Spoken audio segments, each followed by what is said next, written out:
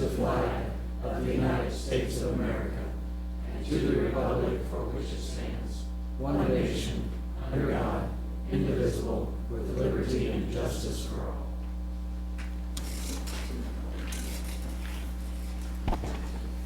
So we'll start off with a proclamation for Parks and Rec.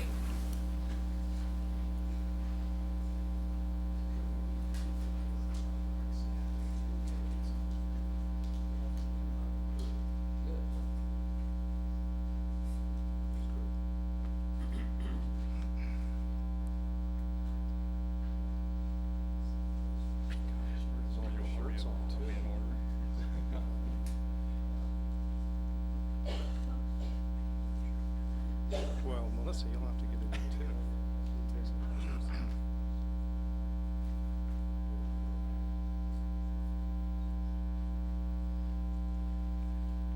Well, this is, as everybody probably has recognized from this crowd behind me, this is Parks and Rec Month. And, you know, this is a organization that tries very hard to satisfy the needs from across the entire community. In fact, they reach far outside of our town of Manhattan and take care of a lot of people from inside our county and other counties. And they've also been very innovative and hardworking. When we make a proposal to do something to our park system, to our trail system, to our recreation facilities, they take the time to go out and talk with the community, get all the input they can before we move forward, because we want to make sure it's right rather than quick. And as always, we're trying to find this balance between how much we can afford, when, and then the fees that we charge to the public to make sure that we can accommodate as many people with as many needs as we can. So we really appreciate their efforts, starting with Eddie and Wyatt and Randy and the entire crowd behind me. They really are hardworking folks that try to take care of us. So if you'll publish the proclamation. Whereas parks and recreation programs are vitally important to establishing and maintaining the quality of life in our communities, ensuring the health of all citizens, and contributing to the economic and environmental well-being of a community and region. Whereas parks and recreation programs build healthy, active communities that aid in the prevention of chronic disease, provide therapeutic recreation services for those who are mentally or physically disabled, and improve the mental and emotional health of all citizens. Whereas our parks and natural recreation areas ensure the ecological beauty of our community and provide a place for children and adults to connect with nature and recreate outdoors. Now therefore, Michael L. Dodson, Mayor of the City of Manhattan, Kansas, proclaims the month of July 2019 as Parks and Recreation Month. Thank you, sir. Thank you. Good job. Thank you. Give them a round of applause.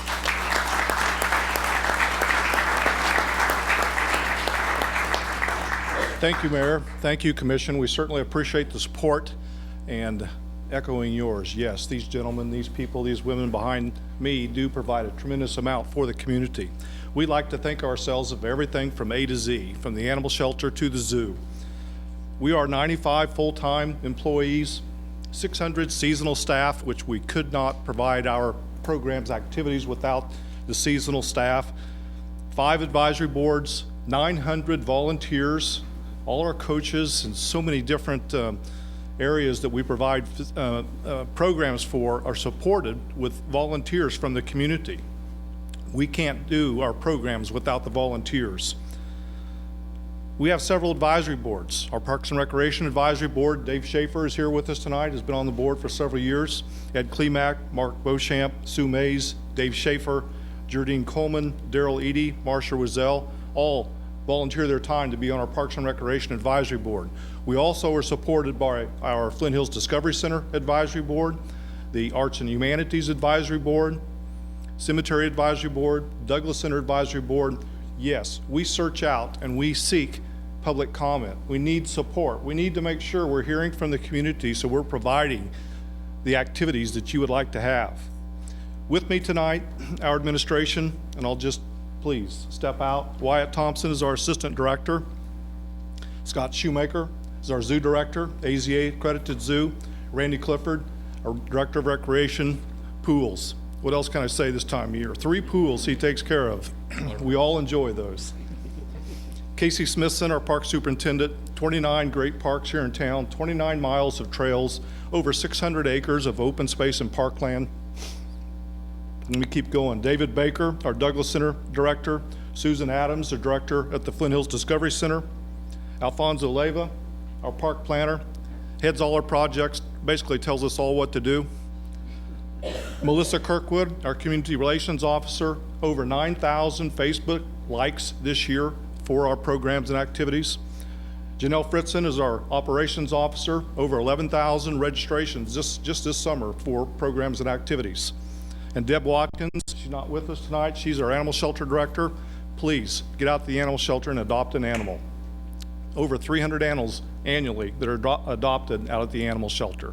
So thank you, Manhattan, for enjoying your parks, your programs and activities, and thank you, staff, for providing all the things that you do.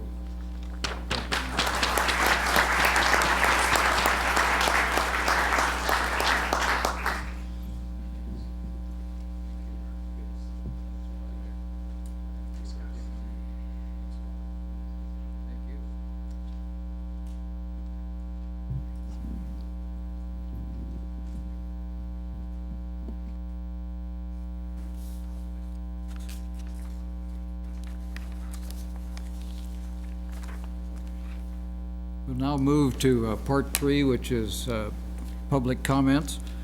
So this is a time that we do this about once a month, where we'd ask anybody to come forward who has a comment to make that is an item that is not on the consent agenda or the general agenda. These are comments outside of that, because we'll have opportunities when we get to the consent agenda and the general agenda to address each one of those from a public perspective. So we'd ask you to come forward. Since there's so many people who might not be familiar with some of our processes, we have a clock so we can accommodate as many people as we possibly can. We ask for a 5-minute time limit, and you'll hear a little beep that's 30 seconds from that maximum, and then the final beep, and we just ask that you respect the next person's time. I also ask you to sign in at the podium and also state your name and address when you come up, even though we know you. So please come forward. Thanks. 06 Stacy Lane here in Manhattan. I am here today to talk about the city's ongoing relationship with Pavers Inc., the road maintenance and construction company. I see they're working on the Kimball Avenue project up there by Meadowlark Hills. And I just would like to remind you that they're like a tornado. They come through town and they create a vast swath of destruction behind them, whether it's unpaid bills, broken promises. The subcontractor Beechners out of Pittsburgh had to sue their bonding company to pay the $120,000 for putting the brick back in on the first 2 blocks of Juliet. Heartstone, the outfit that did the crushing of the concrete out on the church's property west of town, got a default judgment of $120,000 the other day. They didn't bother to show up and even contest it. So Bernie should expect a garnishment order from the court down there. They're going to garnish future earnings paychecks from the city in order to satisfy the previous money owed the Heartstone people. So the church is currently in the middle of a lawsuit, an eviction lawsuit. We finally got them locked off our property last Friday. They left us about 8,000 tons of crushed concrete, which has a little bit of value, and we can use a little bit of that. But they did also leave behind $20,000 to haul off worth of dirt mixed with concrete, mixed with rebar, which is worthless for anything other than putting in a hole somewhere. So the point is that it seems to me like the city as a whole, staff, everybody, seems to be kind of circling the wagons to protect these jokers from their obligations. And it's one of those things where the city has got to cut ties with them and no longer protect them, leave them hanging out there on their own. I think there's been a misplaced sense that the city won't get sued if we kind of try to sort of protect them or something.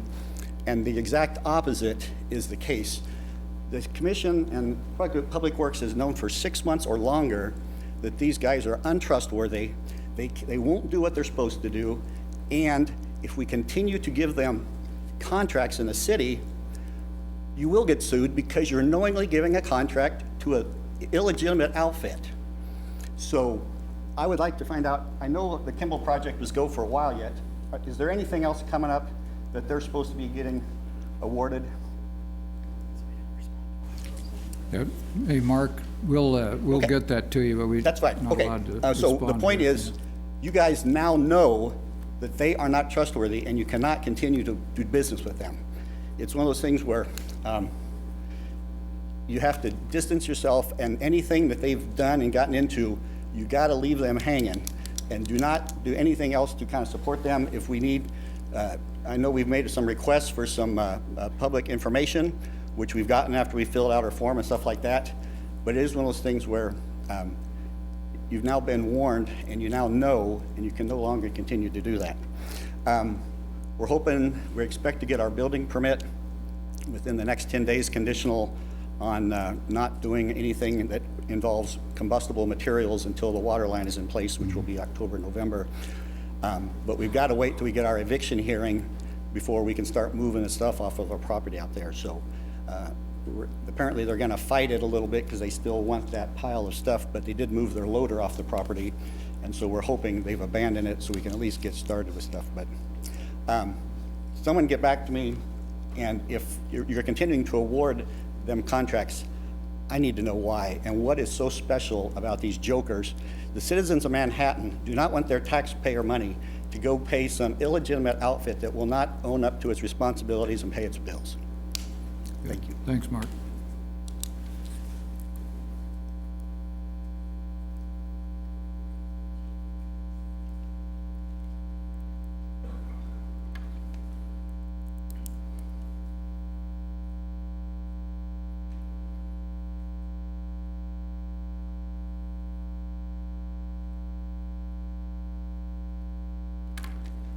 Hello, my name is Jerry Sextro. I am the current Secretary of the Flint Hills Human Rights Project. I'm also here as a representative from Renters Together organization as an active member.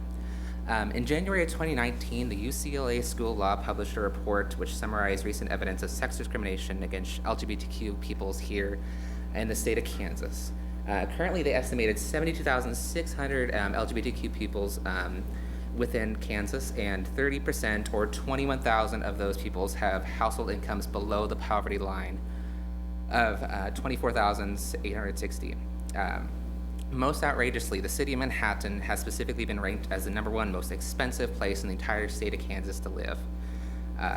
With statistics from the 2010 US Census, approximately 60% of the dwellings here are also used for rental purposes. However, due to rental inequalities, oftentimes horribly difficult to locate safe and affordable housing, especially for those within the LGBT community.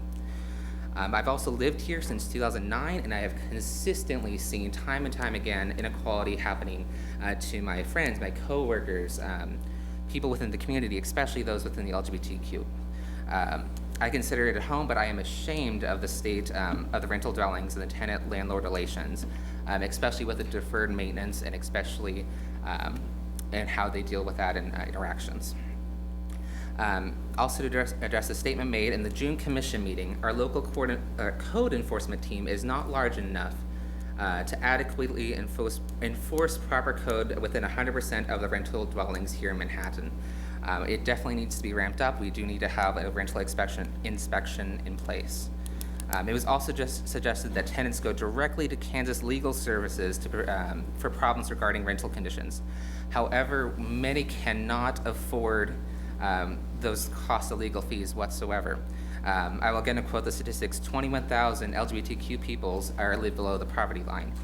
Within Kansas, 11% of our total population is also underneath the poverty line. That is 336,000 people. Because of this, it is absolutely unfeasible to expect tenants to take their landlords directly to court. I urge the city to take a step forward and intervene to protect the rental rights of its citizens. I would ask that you please consider passing an ordinance requiring mandatory rental registration and inspections to promote a safe rental environment within the community. I thank you for your time and consideration. All right, have a day. Thank you. Anyone else, please? Yes.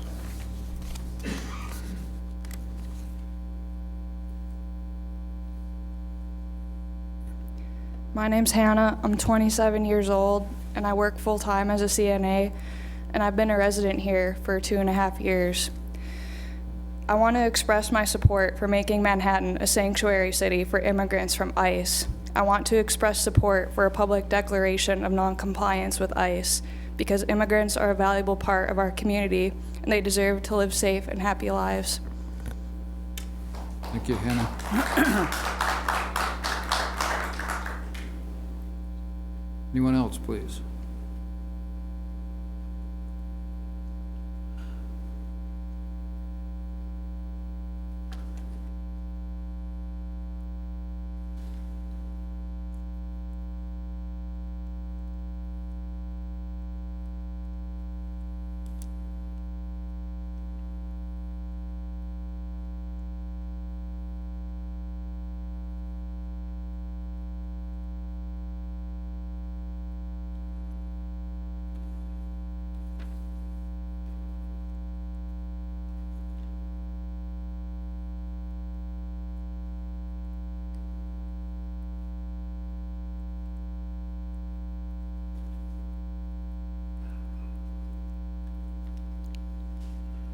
Richard Hill, representing landlords of Manhattan. For 3 years, this housing was discussed, and finally an agreement was made between landlords and the city on a registration program. Landlords were told that we would have a 5-year period of trying, and before anything further would come up. That's been less than 2 years ago. State law says no county or city shall adopt, enforce, or maintain a residential property license, ordinance, or resolution which includes a required or periodic interior inspection of privately owned residential property for cities or county code violations unless the lawful occupant has consented to such interior inspection. The operative word is lawful occupant. The legal definition of lawful occupant: gaining or having physical possession of real property subject to legal rights or title. The individual who actually possess, who has actual possession, control, holding, ownership of real property. One who inhabits or exercises direct control over a certain piece of property or premise but does not live in it.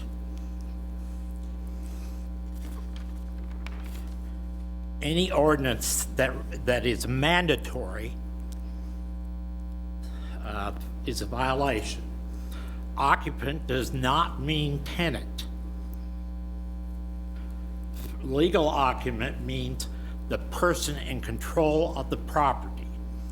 So the person in control of the property has to give the city permission to go into that property. Thank you. Thanks, Richard. Anyone else, please?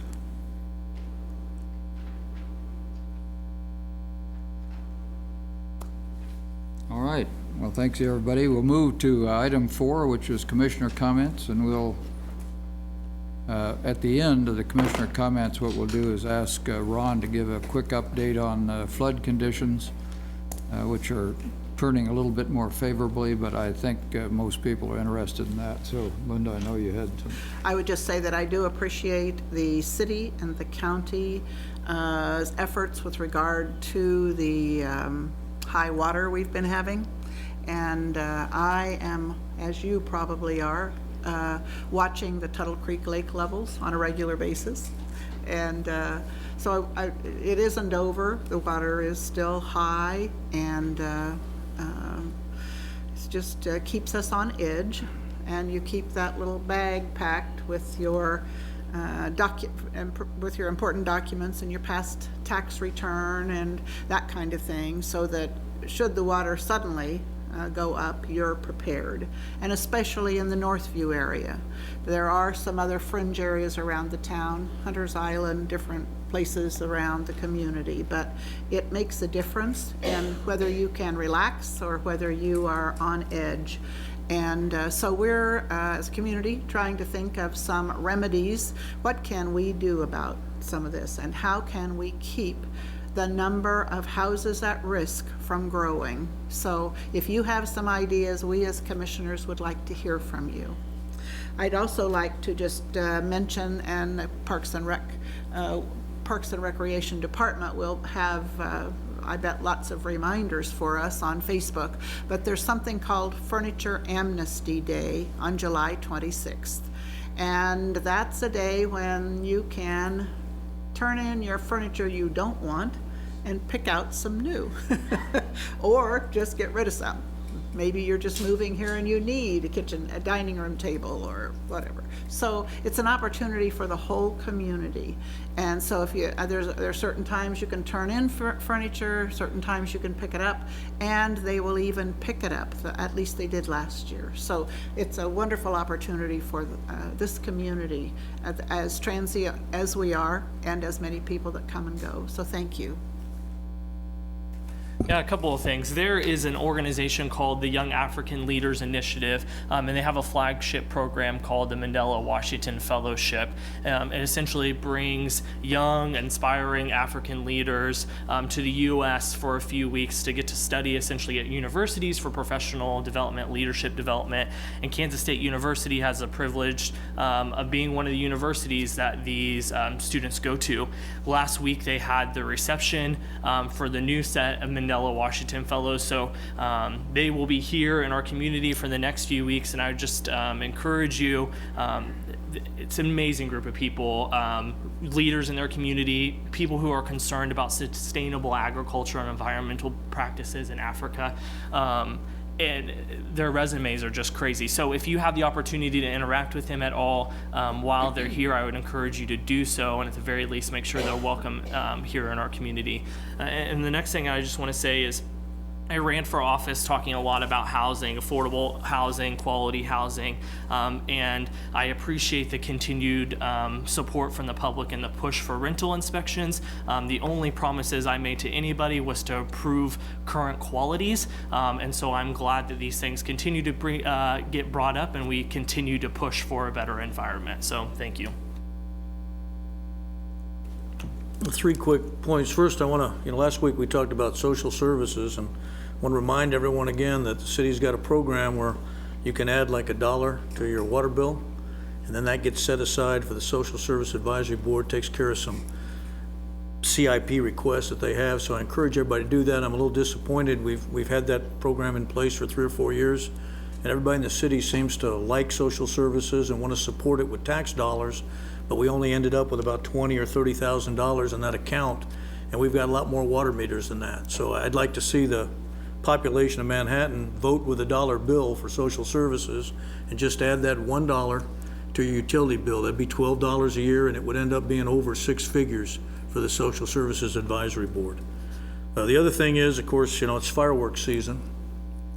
Please, follow the rules. The Manhattan Fire Department is, going to be out there, but I don't think they want to respond to any house fires caused by, fireworks being used improperly. So please pay attention to that and stay within the, the rules on when you can set them off. RCPD posted a list of that, and of course it's different depending on if you're in the county or you're in the city. If you look on their website, they did a pretty good job of doing that. You can click on there and see where it is. And remember that a lot of the animals don't particularly care for it. I've got a couple of cats that get terrified when people launch that stuff over my house. So remember that the animals are not really in favor of all that banging, especially if it goes on all night. And then my final point, because I like what Parks and Rec does with the the animal shelter, doing some great work there. A lot of pictures, a lot of nice critters down there for you to adopt. But if you own an animal, be sure you license it, because we have a city ordinance that requires licensing, and that money goes to the animal shelter to help support what they do. I saw a posting today, I guess, where someone lost their dog and one of the officers found it and took it to the animal shelter. So, and it got reunited, didn't have a collar, didn't have a license, okay? So it was hard to determine where it was. But those guys do a great job of taking care of the critters, and that small license fee that you can buy when you go get the rabies shot at your vet really helps with the services down there. Okay, I just want to remind, being Independence Day on Thursday, there's still at the municipal park right now. If you'd like to stay here for the rest of the meeting, that's great. But if you choose not to and you want to do other things, the municipal band is playing at City Park right now. I think at 7:30, I'm not sure.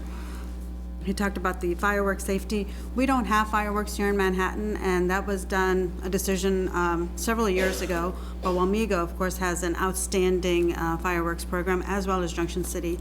So make sure you, we want it to be a regional effort, and that's one of the reasons we decided not to just have everything here, but for you to also go visit your other communities.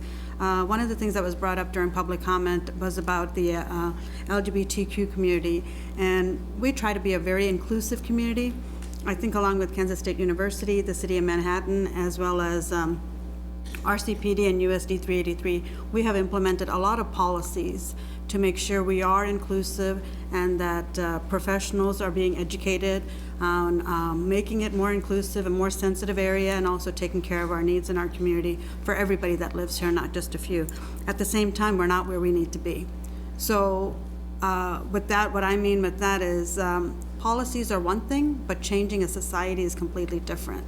And so we have to constantly role model that every day, and how we treat each other and are respectful to each other, whether it's with housing, whether it's when you go to a restaurant, wherever you go, how you respect each other. Your children are watching, and they're going to emulate whatever they see in you.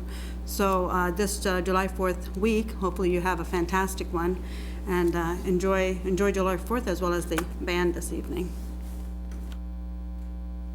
Just a couple of things. I'll just echo on safety. You know, the 3rd of July, I don't know how many people realize this, but the 3rd of July is National Stay Out of the Sun Day. So that kind of gets you to the 4th of July. And so particularly if you've got young children out there doing things, you know, make sure there's enough shade and enough hydration for everybody, because people get sick, believe it or not, still in the sunshine in Kansas. And on the fireworks, I think we've been pretty clear about fireworks. We want people to have fun and enjoy the 4th.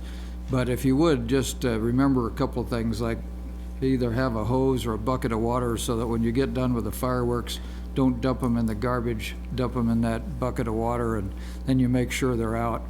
Because we've had, over the years, a few incidents, particularly of roof fires or garage fires or brush fires that lead into the house, and we just don't want any of that. And for those of you that barbecue, I think, Scott, you'll have to remind me, but I think we've had two fairly serious fires in balconies where we didn't have either smoke detector or non-combustible materials like is currently in the new ordinance. So if you're going to barbecue or something on your patio, or particularly on a balcony in an apartment, really be careful, because it might not even be allowed. So if it's not allowed, don't do it. But if it is allowed, just be careful. Even though the Kansas River is falling a little bit, and Ron will talk about that in a minute, the water is still pretty rough. So if you get up around where the blue comes in, water's running pretty heavy. We had a couple of rescues. The latest one was last night when two fellows about 6:30 overturned their kayaks on the river and had to be rescued, holding on to trees. If that would have been dark, it would have been probably quite a bit worse. So if you're a kayaker or somebody enjoys the water, just pick your spots. I think they're going to have the regatta up at the Tuttle Park now instead of on the river because of the water. So just be careful on the water. And so I think this weekend's all about celebrating our country, but also making sure that everybody's safe. So Ron, you want to talk about the... Sure, thanks. Just a couple things relative to the flood preparation work. Obviously, we've had some great hot, dry weather, which has been good, and the lake's slowly losing elevation, a little under 1131 today. We anticipate that the Corps is going to increase releases from 16 to 20,000 starting tomorrow, and they'll try to do that for several days. The conditions downstream are also improving, so we could see some of those releases go up, but both Tuttle and Milford are priorities for getting rid of some of their pool, and so will certainly impact us. As the mayor said, the Kansas Rivers is about at 14 feet, which is still in minor flood stage. We anticipate with the release that that'll back up some of the water on more of our gates, so it's likely that a lot of our floodgates will stay shut, and we're going to leave a lot of our protective measures in place that we have to facilitate pumping over the levee if we get big deluges inside the city. So with that, I think that pretty well sets it. We'll move to item 5, which is the consent agenda, and as everybody probably knows by now, the consent agenda are items that have previously been considered by the commission or items that are administrative in nature, and any commissioner is able to question an item or to bring that item to the end of the general agenda if they want. So at this point, let me call for questions or comments on the consent agenda. As I reviewed the consent agenda, I did have a question on the community house, and I know that we were interested in,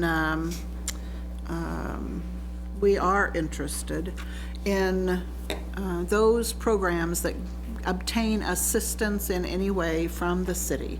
And in this case, it would be an economic development or a loan, or, and we are concerned about them filing keeping their taxes current, that instead of delinquent property taxes, and we're interested in not having what's called the dark store phenomenon take place. So I just would like just to be reassured that this final document, and I didn't necessarily see it, but it could be there, and so I just like some assurance.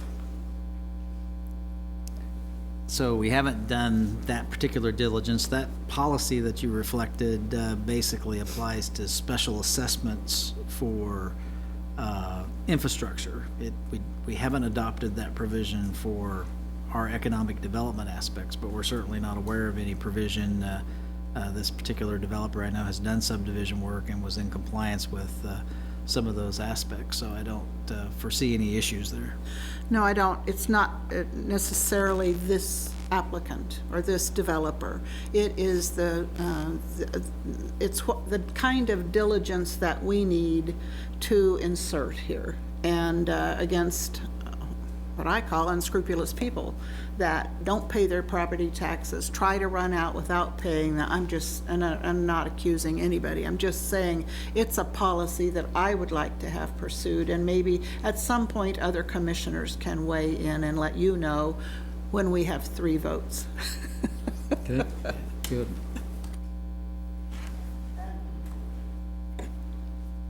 If there's no, are there any other comments? If not, I'd be willing to. We'll go to the public good first, point. then come back. Thank you. Yeah. Any other comments on the consent agenda?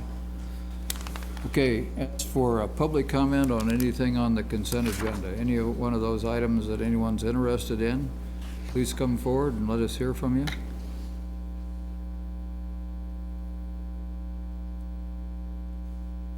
All right, seeing none, we'll close the public comment period and come back to the commission. Mayor, I move that the commission approve the consent agenda as printed. I'll second. Call the roll, please. Mayor Dodson, Yes? Commissioner Reddy, Yes. Commissioner Butler, Commissioner McKee, Yes. and Commissioner Morse. Yes. Motion carries 5-0.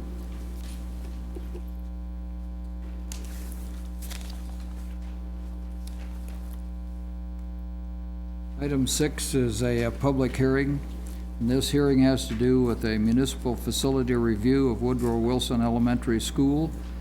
Parking lot proposed to be located at 600 Osage Street. Barry, are you going to present? I am. Okay. If I could, there we go.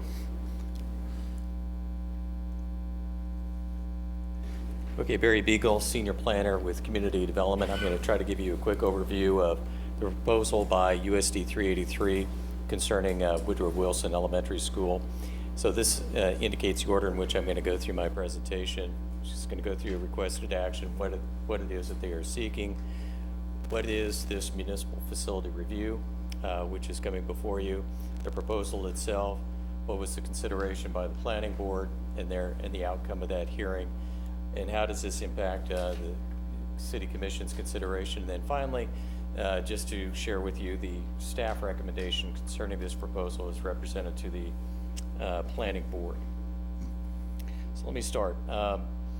Architect 1 initiated application on behalf of USD 383 to construct a 21-stall surface parking lot on a property located at the northwest corner of 6th and Osage, which is a 7,470 square foot parcel that's presently zoned RM TNO, and the parking lot is intended to support the interests of the school. Before getting started, what I'd like to do is just give you a quick overview with regard to what a municipal facility review is. I know that the board or the commission is very familiar with rezoning proposals as customarily comes before you. This is a little bit different, and I thought this background information might prove helpful. A municipal facility review is a provision of the zoning regulation that specifically applies to state or municipal owned and operated utilities and facilities. A municipality, excuse me, is a county, state, city, school district, or other political or taxing subdivision of the state or any agency, authority, or institution or other instrumentality thereof. I can't speak tonight. A public utility or facility, as indicated, is owned and operated by a state or municipality and is authorized as a permitted use in any zoning district. If not set out specifically within the zoning district in which it is proposed, the utility or facility must follow the municipal facility process. And that's what we are faced with here tonight. In this particular case, a standalone off-street parking lot is not allowed within the RM TNO district, thus requiring this municipal facility review. So in this particular case, USD 383 proposes to construct a 21-stall surface parking lot for the staff of Woodrow Wilson Elementary School, which is located at 312 North Juliet. The proposed parking lot would be located across the street at the northwest corner as indicated of 6th and Osage. Based on information provided by the applicant, Woodrow Wilson enrolls approximately 350 students at the school and employs a total of 47 full and part-time teachers and staff at the school. The school currently provides 24 off-street parking spaces, which is located along the north side of the campus along Osage Street. A recent parking study that was conducted by the school district found that 46 parking spaces would be required to accommodate the 47 staff members, resulting currently in a deficit of 22 parking spaces at the school. The school district acquired the property at 6th and Osage in January 2018 after a home occupying the property was destroyed by fire.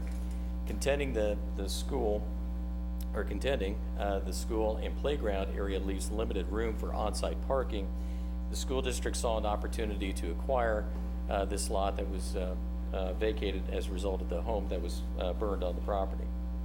As proposed, the surface parking lot would accommodate its indicated 21 parking spaces, accessible by a single drive approach on North 6th Street. The existing drive approach to the property on Osage Street would be closed, curbed, and restored to sod.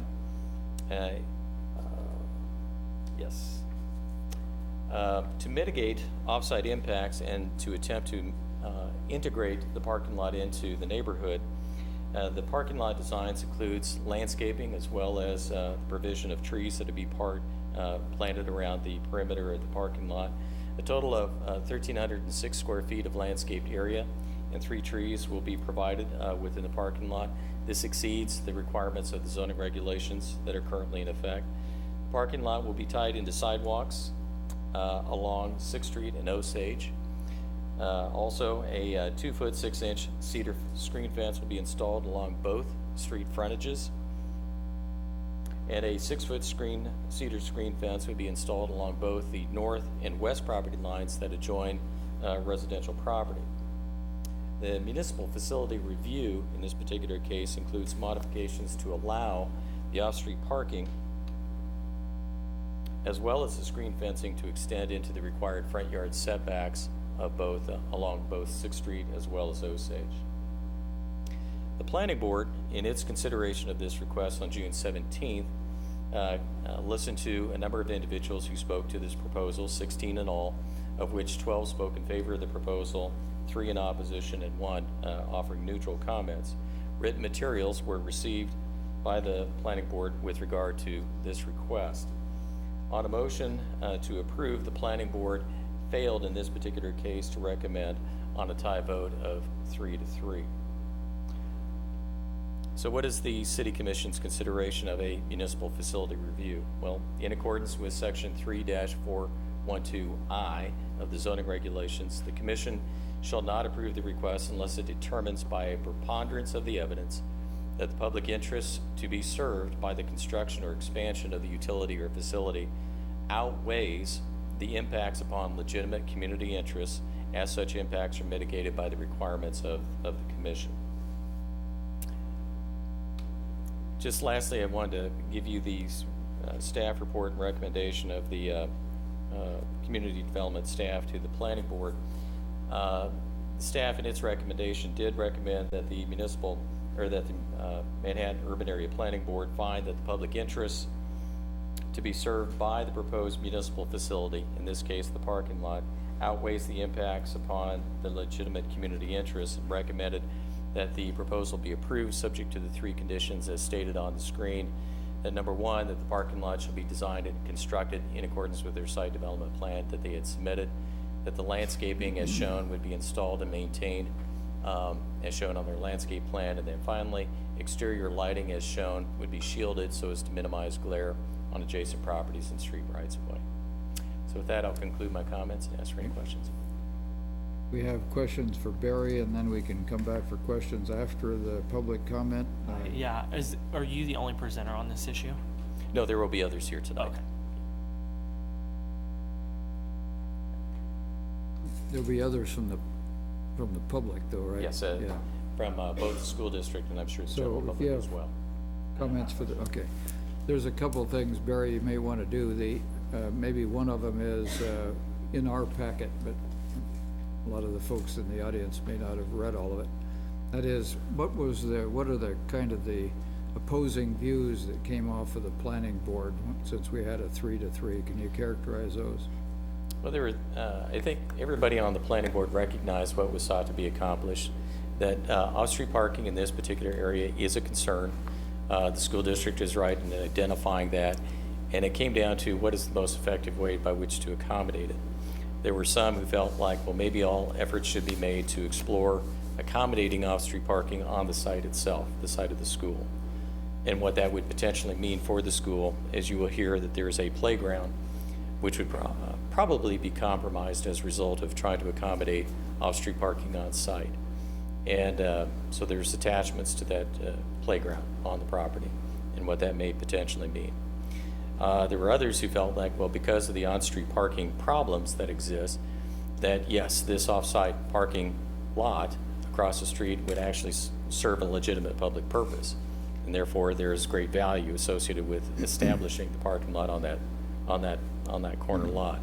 So the planning board ended up getting divided, unfortunately, when you have an even number of board members that are present on this particular question. You know, some who saw the need to satisfy off-street parking on site, and others who thought that no, this site across the street was purely appropriate under the circumstances. The other item that I saw in there that might be a bit confusing is there seemed to be 2 plans, and I'm not sure which one preceded the other. I mean, there was one plan that seemed to have off-street parking in it. And then I assume the second plan is the one we're characterizing tonight, which is at 6th and Osage.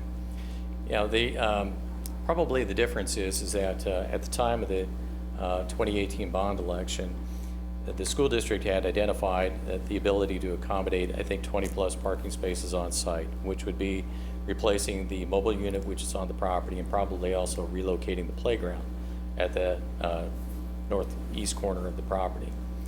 Well, subsequent to that bond election, the 4-unit home that was occupying the corner of 6th and Osage was destroyed by fire, and then that property became available. And the school district saw this as an opportunity to accommodate the parking on that property as opposed to compromising, the playground and any of the other space which is on site. And so then it shifted then to the corner lot. Good. Yeah, I have a question. So when I think about Northview, they have parking off-site also, right? Northview. So how did that happen? Did we go through some process like this? Or was that already designated when they were building that school? That much I don't have that particular history. I don't know if, Eric, you may. Well, excuse me, I'm not sure I can shed much light on that. I don't really know the year that off-street parking or that off-site parking was added at Northview School. I just don't know the history of that area. Okay. Yeah, I was interested in how that happened. Eric, do you know? Yusha, it was an empty lot, and There was no house it just there seemed before. so logical. Okay. I think that's was the already story. There empty. was no building there. That I've lived in Northview for 40 years, and Right. so I go back that far. Now, it could be something before. Yeah. It just seems odd that that would be an empty lot for parking is what I was wondering how that came to be. So I was just looking for information on that. My other question with the Northview parking lot is, how do you know it's only teachers and staff affiliated with Northview parking there and not other people? Is there a designation of some kind that this is only for Northview faculty and staff? Or how do you keep track of that? As a matter of fact, as it relates to this specific proposal, there was discussion before the planning board about that very thing. And the school district indicates that they maintain a positive working relationship with the neighborhood. And while the school is in operation, it's hoped that the neighborhood would respect the fact that this is parking specifically for, the teachers and staff associated with the school. And if there's any layover of neighborhood parking within the parking lot, they try to make contact with the owner of that vehicle to try to get them to recognize and respect the parking during the day. Otherwise, from what they had indicated, that they had no problem with the neighborhood parking in the parking lot while school is not in session or during the summer months as well. So they try to work in concert with the neighborhood as much as So it's possible. probably just good faith, because I was wondering if there's at least a tag or something that teachers can put on there, so you know which ones belong there and which ones don't. Of course, that's hard if you have a visiting parent that's coming for an IEP meeting, maybe they can get a visitor, because I don't want it to be abused. Sure. At the time when parking is at a premium, I would hate for somebody to be abusing that system. And not only abusing it, but how would RCPD know? Like, if they were called, you can't just, that car's been there. I don't know, how do you know that? And based on comments that Heather and Eric had made before the planning board, sounds like they got years of experience of dealing with this type of situation. I'll be more than happy to let them respond to that. Okay. Yusha, I believe there are at least 2 signs in the Northview parking lot saying that the parking is limited to faculty and staff. And there may be 4, 2 I'm certain of. So, certainly that willingness to cooperate with the neighborhood is a key piece. Yeah. All right, thank you. Okay, and now thank you, Barry. What we'd like to do is hear from the public, and we do have some people, 5 people who have signed up.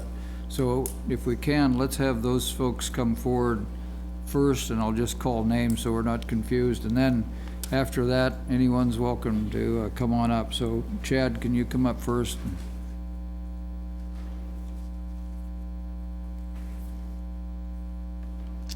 Hello, I'm Chad Morrow. I reside at 421 Leavenworth Street. So I'm here tonight to say that while I am against paving 600 Osage, I am for better parking at Woodrow Wilson Elementary School. I'm against the USD's plan to pave this downtown lot to make it a parking lot.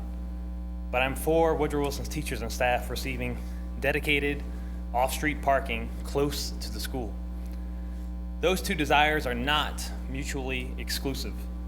This parking situation at Woodrow Wilson is one of those rare instances in life where we all can have our cake and eat it too. I'm here to show there are better options that would save 600 Osage from being coated with asphalt and would provide teachers and staff excuse me, even better parking than they're asking for tonight. I actually have a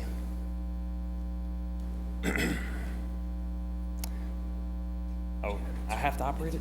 It's right down here. While he's pulling that up, sir, what was your address again? 421 Leavenworth. Thank you. Yep. Okay. Is that the one you want first, right here? That's right. You're ready to go. You can just click. Okay. Thank you very much. Give him some credit for time here, if you would, because he's... Okay, all right. All right, so a plan for even better parking. These options are not plans where some get what they want at the expense of others. They're not even plans where everyone sacrifices a little bit for all to get some of what they want. What I'm proposing is available to the USD are plans where everyone gets everything they want. What's before the commission tonight is not a case of balancing the USD's need for better parking against a legitimate neighborhood interest as the municipal facilities review process lays out. What is before the commission tonight is a simple case of there being better options where no balancing whatsoever is necessary, because there's just a better option that you don't have to use the lot. Voting no tonight is not a vote against teacher parking, but a vote for a better plan. A better plan that includes all stakeholders having their interests met, as you can see on my slide here. The example alternative plan I present you tonight is better, cheaper, and safer. While saving 600 Osage for a future downtown family to enjoy. There are 6 major stakeholders around this issue. First, teachers and staff, then the USD, then the 600 block of Osage residents, the broader neighborhood, parents of Woodrow Wilson students, and finally, local municipalities, the USD and the city. This alternative plan is better for all 6. First, teachers and staff get the same number of lots that they're asking for, but on average, 200 feet closer to the school. On average, 200 feet closer, the same number of lots. The USD is able to improve the parking situation at a lower cost. 600 block of Osage residents, which may have the most experience the most difficulties with parking here, because they have folks that sometimes park right in front of their house and they can't park in their own driveway and that sort of thing. They have their on-street parking freed from teachers and staff use, since their parking would be nearer the front door than that on-street parking. Whereas the 600 lot of Osage, you can see, is farther from the school than is that on-street parking. The larger neighborhood has the home lot preserved for a traditional neighborhood use. Parents get a less congested Osage Street for pickup and drop off, and the elimination of the dangerous shortcut the USD's plan introduces. And that's talking about pedestrian students moving south on 6th Street and cutting across the new lot, and then trying to cross the street mid-block between parked cars. And finally, local municipalities, the USD and the city, they get to maintain 600 Osage on its tax rolls. That's potentially about $2,400 a year for the USD and about $2,100 a year for the city. Otherwise, that revenue loss would likely get passed to the rest of us Manhattan homeowners in future mill increases. To wrap up, voting no is not voting against our terrific teachers and staff at Woodrow Wilson Elementary. but a vote for a better plan. A plan that is better, cheaper, and safer. A plan where everyone gets everything they want. Thank you. Okay, thanks, Chad. Appreciate it. Brandon. Brandon here? There he is.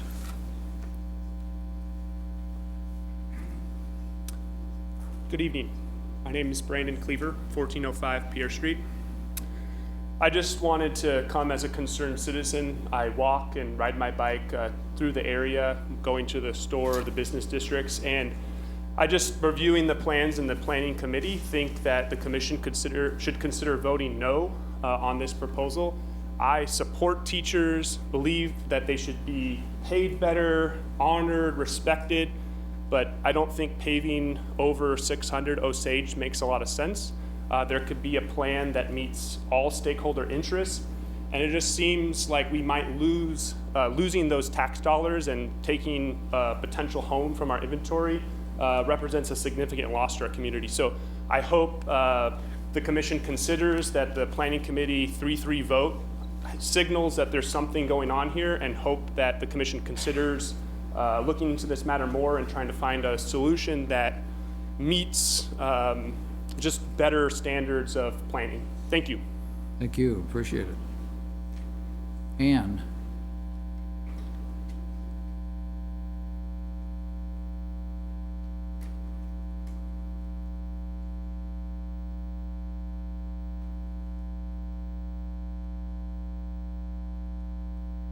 My name is Ann Cowan. I live at 415 North Juliet, so this is in my neighborhood.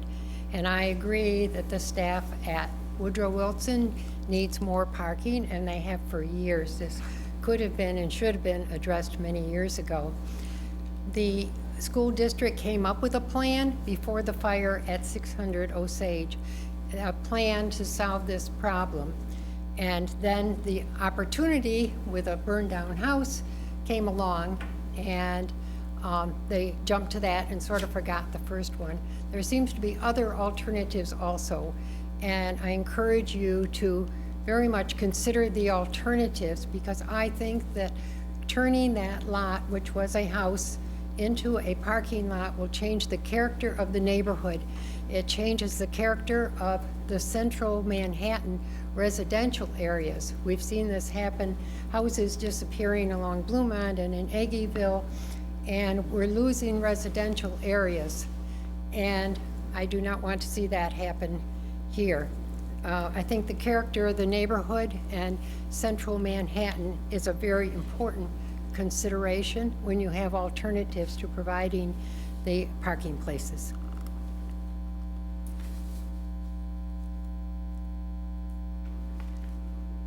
Thank you. Cassidy.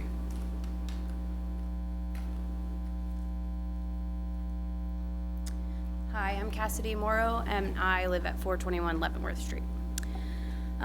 So I speak tonight in opposition of paving 600 Osage. I am, however, in favor of better parking options for the teachers and families. When my husband got orders from the Air Force to move our family here to Manhattan, we looked for a neighborhood just like the one which we reside. We loved that our children would walk to school, as our family are advocates for walkability and community.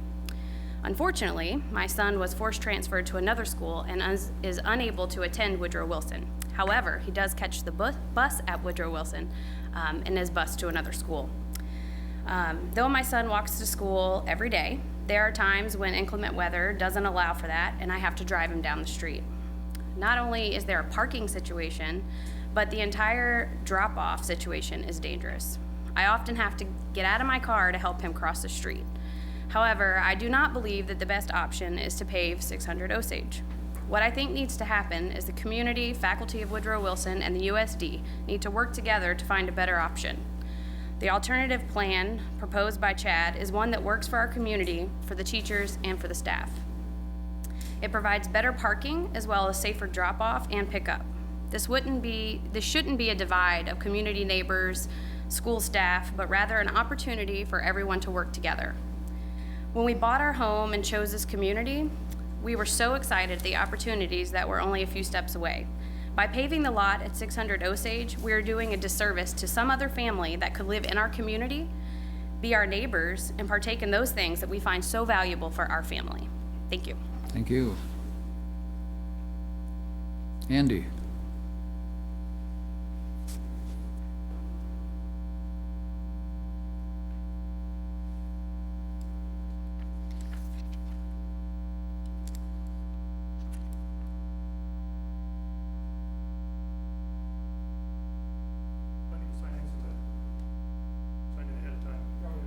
Yeah, Okay, you're already thank you. signed in, thanks.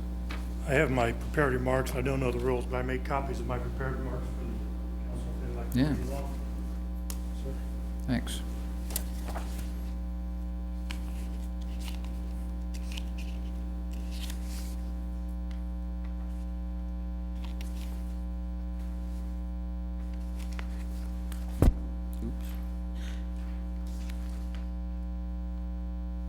Good evening, Mayor, Commissioners. Thank you for the opportunity to present my thoughts and concerns regarding the proposed parking area at Woodrow Wilson. And I will start off by saying I am in favor of the additional parking. My name is Andy Price. I do not live in the neighborhood. However, I have been a Woodrow Wilson parent off and on for 17 years, thanks to 4 assignments at Fort Riley and retiring here. My wife is a past PTO president for 3 years and is currently the volunteer leader for the annual yearbook project. I was a scout leader for 4 years at the school.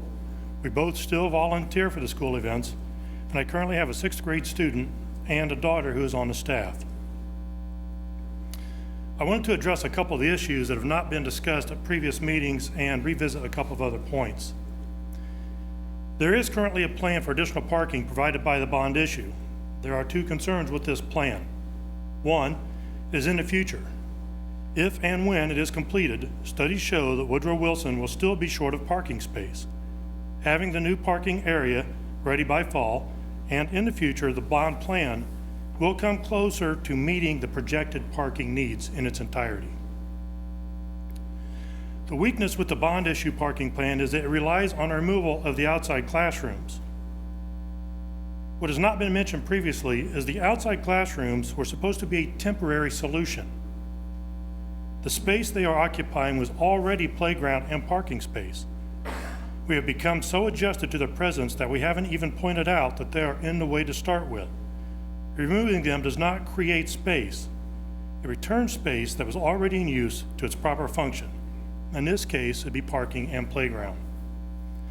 There's been an alternative parking plan made by a person, as I understand, new to Manhattan that doesn't live in the immediate area, that is hazardous, unsustainable, and impractical. It's impractical. It takes away delivery access and significantly increases the safety risk to students. It is allegedly modeled after the parking at the downtown farmers market. If you have ever visited the farmers market, then you'll recognize immediately that this is a horrible solution. If you have seen it, then you know that it occurs once a week for 3 months. Imagine that nightmare daily for 9 months. The truly concerning part of this is it will point cars towards the sidewalk. If you look at the slide ahead of me, the yellow part that's highlighted, those vehicles are pointed towards the sidewalk, Imagine your small child walking a gauntlet of automobiles down that sidewalk, not even visible to the driver. It sends shivers down my spine to imagine it. One of the concerns voiced was that parking in the area will detract from the neighborhood feel. I would point out how illogical that argument is. Consider that both alternative plans propose to improve parking by taking away playground space. If they want green space and neighborhood amenities, they are actually decreasing the opportunities by reducing the size of the playground. Doesn't make sense. I have just a few remaining comments in my minute 30 that's left. The Urban Planning Commission vote was a tie, not a loss. By their rules, they cannot recommend approval. It doesn't mean they recommend it not be built either. The alternative parking discussed by Deb Nuss at the Planning Commission was farcical. Via Christi is not going to allow us to park in their parking lot, and the post office is not a good option either. In fact, the post office employees park on the street as it is now, thereby taking space that would be used by Woodrow Wilson parents.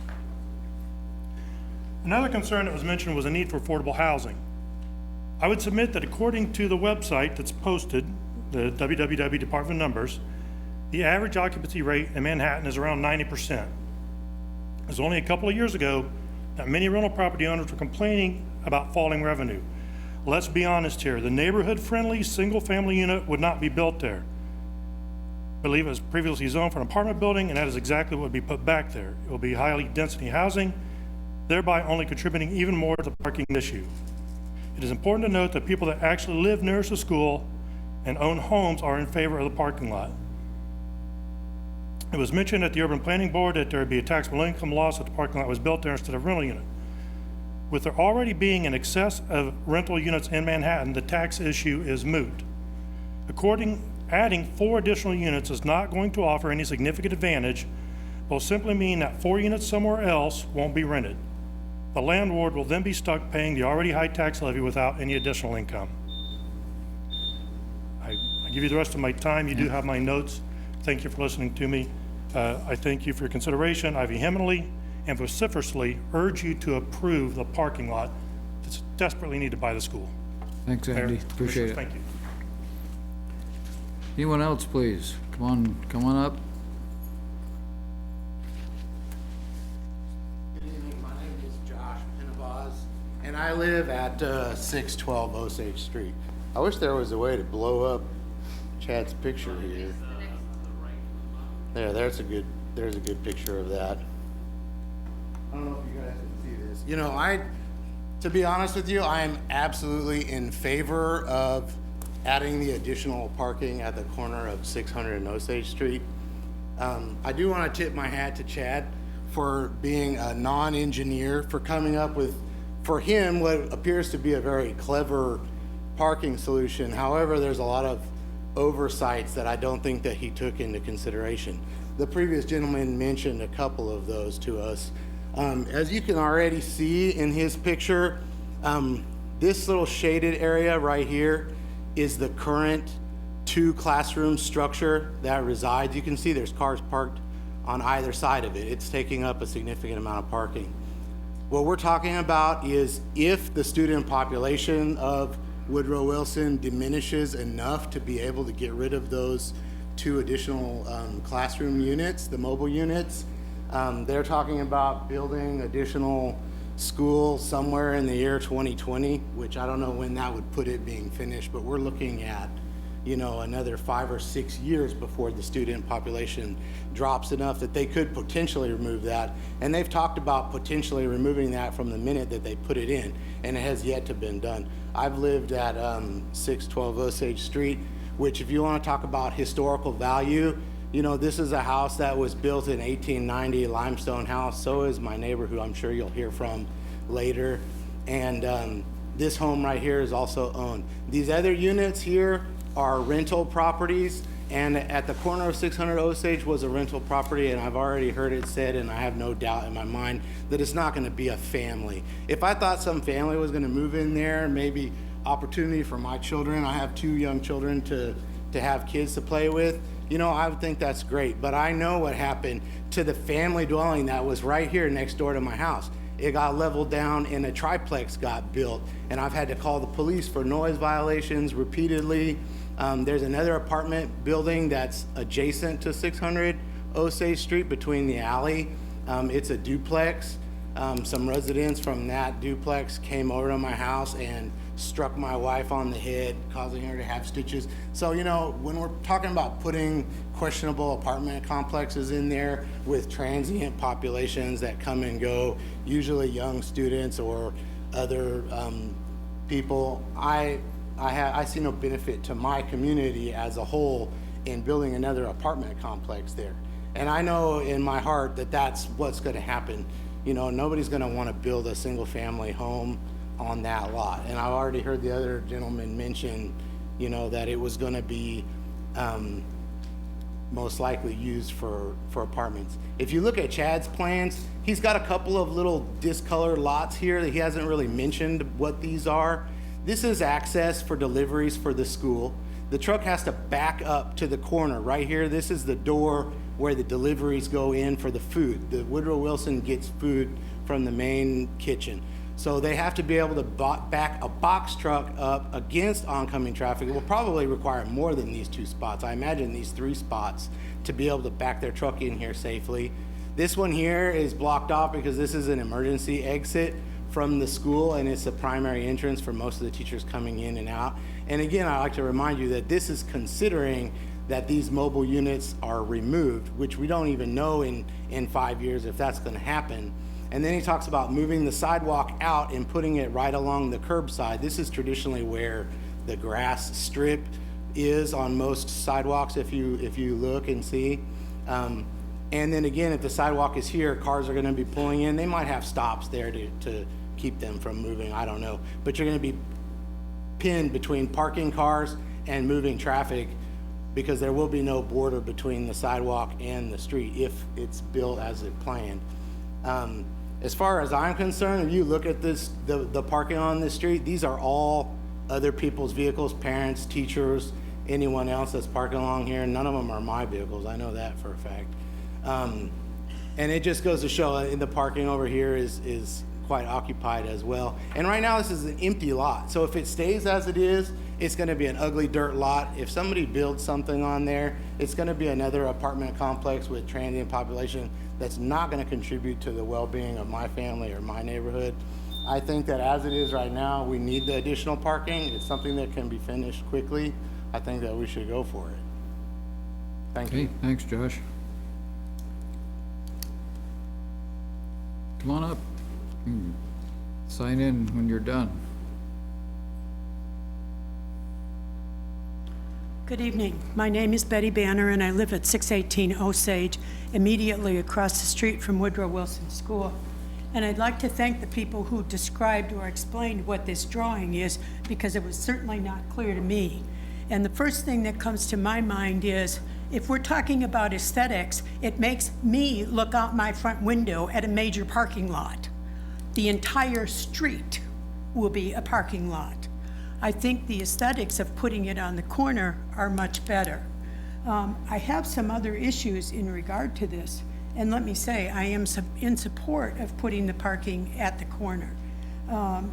Mr. Moreau spoke about the cost and tax loss in the area, and that was printed in the Mercury this evening, and he recommended or suggested that there would be a tax revenue loss of $6,000 a year for that lot were it to be turned into a parking lot.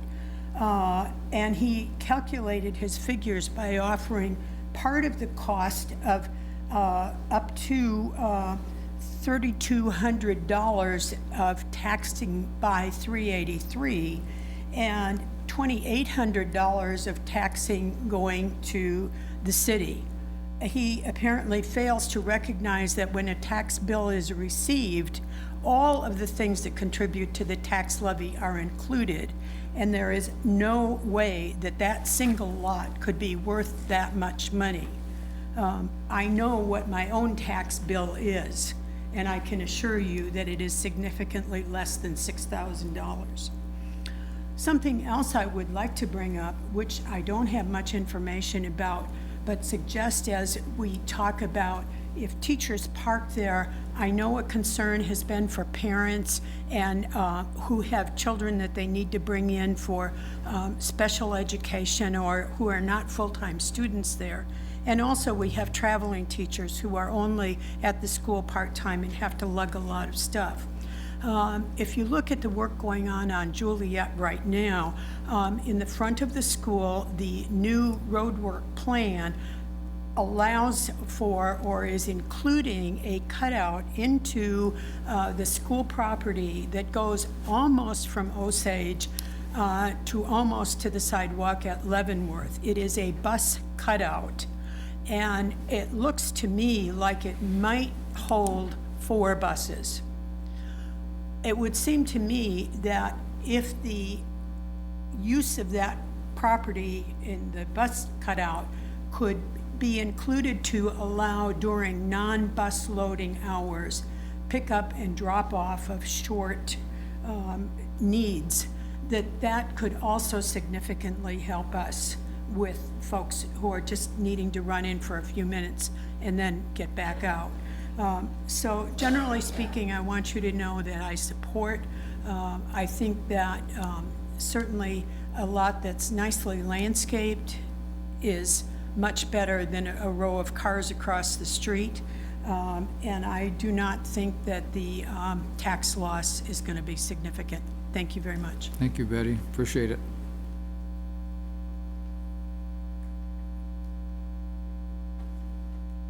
Hi, my name is Travis Agson. I live at 4112 Lindsay Drive. I've got 3 children that go to Woodrow Wilson or went to Woodrow Wilson Elementary School. Living out in Timber Creek, we drive wherever we go, and it's usually not one vehicle, it's usually 2, and pretty soon 3 with the teenager driving, and we're going in several different directions. And one of the things we love Woodrow Wilson Elementary School for the education it's given our children, but one of the biggest things is the parking there. So sometimes when we go to volunteer, we're parking 3 to 4 blocks away, and it's a good thing that all the kids there aren't driving. We'd have a bigger problem. But even when we go to the events, even in the middle of the day, we're parking a few blocks away. And one of the biggest things is the grandparents, the parents that are going there as well. Currently, there's only 1 handicap parking spot at Woodrow Wilson Elementary School, and there's probably a bigger need for that as well.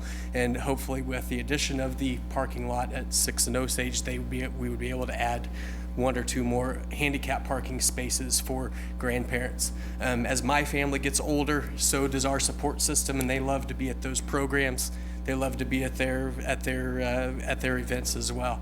Other things we do, volunteering at the school during the middle of the day. I do a good bug, bad bug program that we take to the elementary school students, and it's when you have to bring Rubbermaid containers, 3 or 4 of them, a couple trips to the truck, a couple blocks away, makes it a little bit. We have to plan a little bit more, and we could do more if we had a little bit more time. But that's what I have. Thank you for your consideration. So. Thanks, Travis. Appreciate it.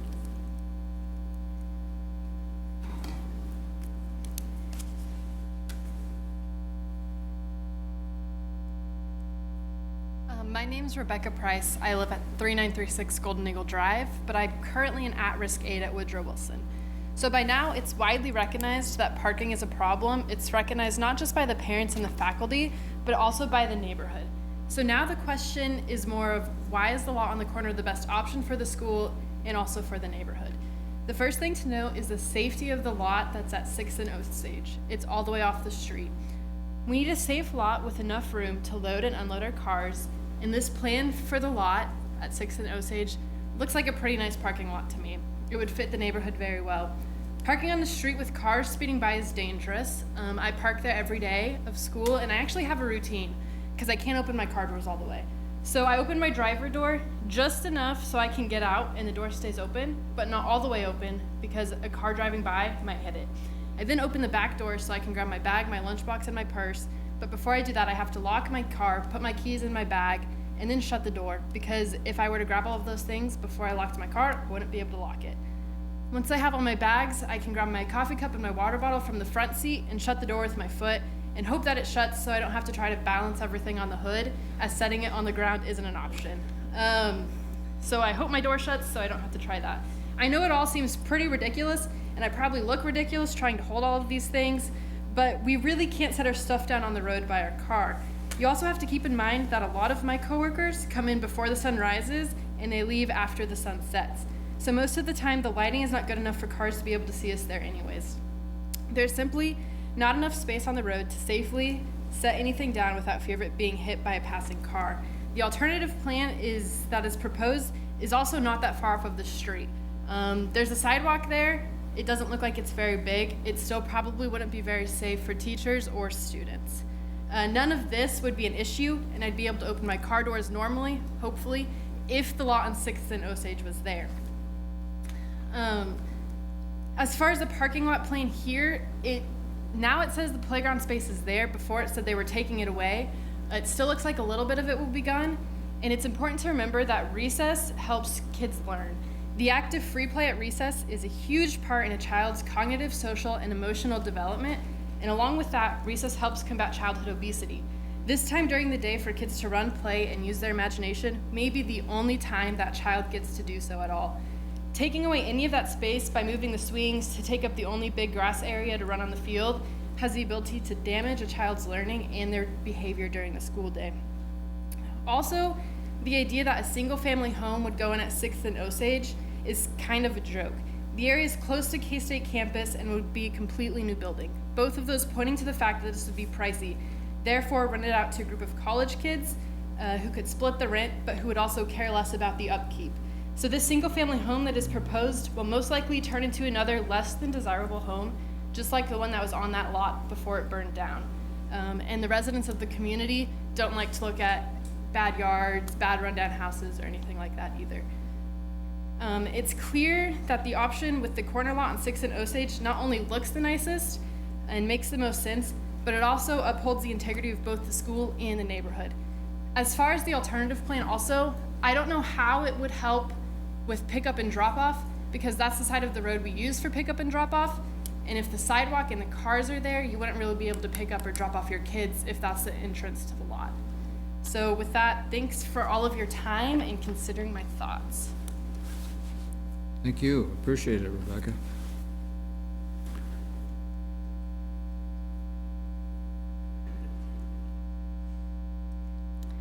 I'm going to go back. Oh, you can't see it in that one. Okay, so I'm Jana Lee then. I'm a 3rd grade teacher at Woodrow Wilson. I currently am in this classroom right here. And so I really want to talk more about what are we taking away from the kiddos and be their voice in this, because I don't know if you guys have ever had 4 or 5 classes, seeing them out on a playground at once. It's crazy. So taking even a little bit of space is going to be, it's just going to make teachers' life a little more crazier. What USD 323 proposed before this parking lot came up was taking this part right here out as our parking lot. Really cool. However, we have a chance now that we don't have to take any more than what we're already taking from our kids. All of this is playground right here. This space over down here is where I take my classroom outside to do silent reading every day, or to do an activity outside so we're not stuck indoors every day. Now, trying to teach a class where your playground is going to be moved over closer to you, my kids aren't going to learn a thing. And all of that valuable time outside that I get to teach them about nature is going to be gone, because they're not going to be able to focus anymore, because those kids who are all out at recess are now invading our learning space. So this new parking lot idea gives us a chance to not take anything away from the kiddos. They still get to continue to learn outside, not be stuck in a classroom all day, and we get a parking lot that we need, and we could have this parking lot by this school year. What the proposed plan here will be another 2 or 3 years, including this one right here. So we need something now, and we need a change now, and this is giving us that opportunity. Can you say your first name again? Jana Lee. Jana Lee, okay. Thank you. Jana Lee, how many students? I can't do. Can't I ask questions? I can't? I'll wait. Huh? Now that they've heard you, they can probably answer the question.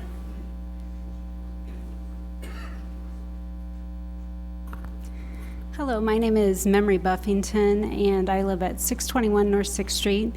I am a proud Woodrow Wilson neighborhood resident for almost 14 years. My husband and I originally chose the neighborhood because we enjoyed the diversity of the neighborhood. We liked the fact that we were going to be close to a school that our future children could one day attend. And we are proud to say that we have had 2 children graduate Woodrow Wilson Elementary, and we still have 2 more there. And as you can imagine, with this proposed plan, This is a direct path that my children walk each day, and the thought of them walking through parked cars that are constantly moving on an already busy street is very, very scary. One of the things that I brought up in some of the prior meetings that we've had is the huge safety concern, and I know kind of even in your proposal you noted the safety concern of that area. So one of the great things about the corner lot is it consolidates the cars to one area. It preserves the sidewalk space. It creates a better line of sight for children and cars that are coming through that area, and creates a safer opportunity for young children who are walking to and from school, as we want to encourage that neighborhood to be a community neighborhood with families, not just college students, as some have suggested.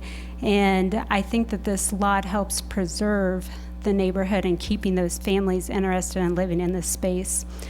The other piece of it, which I know has been mentioned multiple times, but I will tell you, when the USD 383 bond came out and they had originally proposed taking away the playground to create a parking space, that was one of the pieces that made me really consider if I could support that bond. I think any time that you are proposing taking away, much needed play space for children and turn that into a parking space, that's not a solution. I think the stars have aligned, and we've had the perfect opportunity with a vacant lot that has become available, much like what happened at Northview.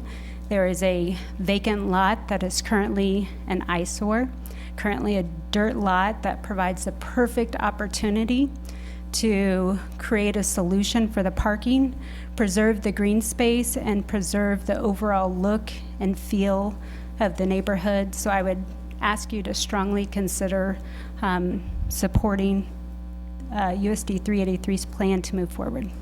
Thank you. Thank you. Appreciate it. Anyone else, please? Come on up. Yep. You can start while she's signing in. That'll be great. Good evening. I'm sorry, I'm extremely nervous. My name is Brooke Snyder, and I live at 2301 Timber Creek Drive. I am a teacher and a parent. I'm a teacher at Woodrow Wilson. I teach 4th grade. Last year, I had 29 students in that mobile unit that that we have mentioned earlier. My teaching partner also had 29 students in a mobile unit, 4th graders. And I want to talk about the power of one. One child. If we talk about reducing the size of our playground, that leaves play space for one less child. 29 students, 29 different interests, 29 different values. So if we look at this map here, the mobile unit is right here. Last year, I had 2 students on the swing sets, perfectly content. Over here, I had 2 students playing an imaginary game of lava, kind of playing on this is right here, this is our play equipment. Over here, I had some 4th graders showing off their gymnastic skills, maybe doing some cartwheels or doing some flips on the bars. Here, I had some awesome 4th graders doing some foursquare. Over here, I had a child who was intrigued by the fact that this site right here used to actually be a school. In the early 1900s, this was actually a site of a school. And when he found that out, he would like to dig through the dirt and was looking for artifacts. Thinking about taking away any of this space, it just breaks my heart, because it's one less space for a child to imagine and create. And that's what we're trying to inspire our children to do. The other thing I want to bring up is I appreciate everyone's acknowledgement of teachers. However, I want to focus on families and community and culture of our school. And when we talk about allowing more people to come visit our school, it fosters a culture of learning and it invites people in. And so when we have family content nights, or we have donuts with dad, or morning with mom, we have a lot of people coming in and out. And unfortunately, to see a child wait for their mom at a table for morning with mom because their mom had to find a spot 2 or 3 blocks away. She's not coming, she's not coming. That sets a child up for feeling defeated. Mom comes rushing in. I'm sorry, honey, I had to find a place to park.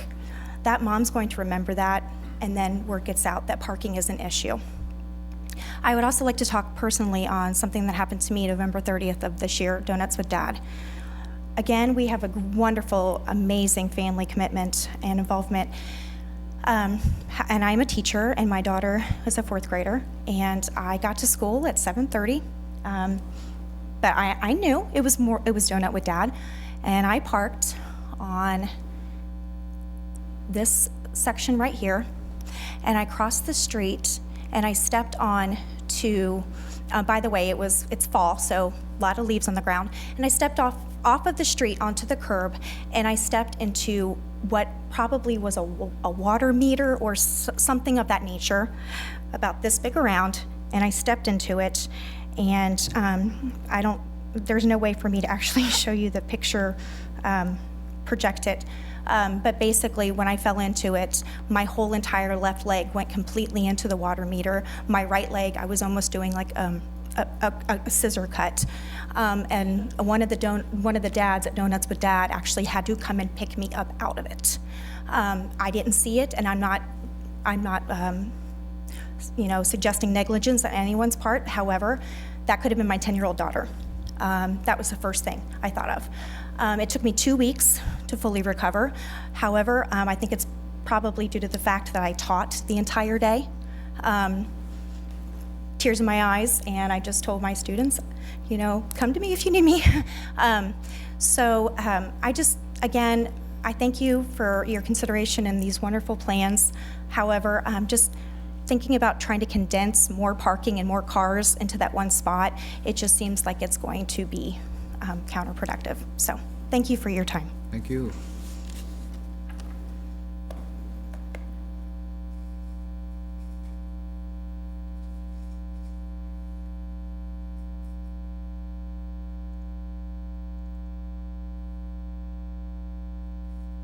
Here's someone that knows how to operate our stuff. Except how to make it full page. Full Anyways, page? I think you can see it. I debated at what point in time this evening and coming up here, and I decided now was an okay time. My name is Heather Peterson. I'm with Architect One here on behalf of the school district, and I might invite Eric up at some point in time too. Thank you. Oh, there it is, full screen right there. Perfect. So when Matt and Eric came to me and said, hey, we need you to help us design this parking lot, I said, sure, it sounds great. And so I started reading into the zoning regulations and everything else. I thought, okay, we're gonna have a little bit of an issue here. And I thought, you know what?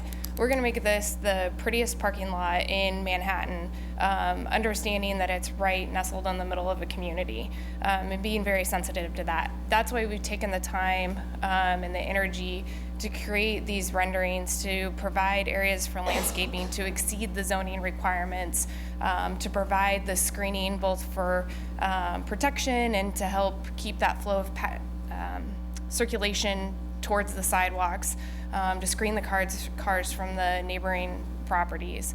And so we've really worked really hard to acknowledge the fact that we are in the middle of a neighborhood, but this is a need that the school district, they really need it. They need it. They're landlocked, they have nowhere to go. And I would hope that most of us could agree that we don't really want to take playground space for a parking lot. This is also a plan that, again, it's a dirt lot right now. It's sitting there vacant, and this plan can be implemented as soon as you guys give us the green light. So as opposed to waiting for the bond issue, the new school, and all of those future things. I put this map together. It shows, again, the school, the project location, hopefully in blue, and then the yellow is commercial areas in this block. The red are rentals, and the green are owner-occupied. Now, a little disclaimer on the rental piece is that I pulled this information from my GIS. If the owner and the property address were different, I made an assumption.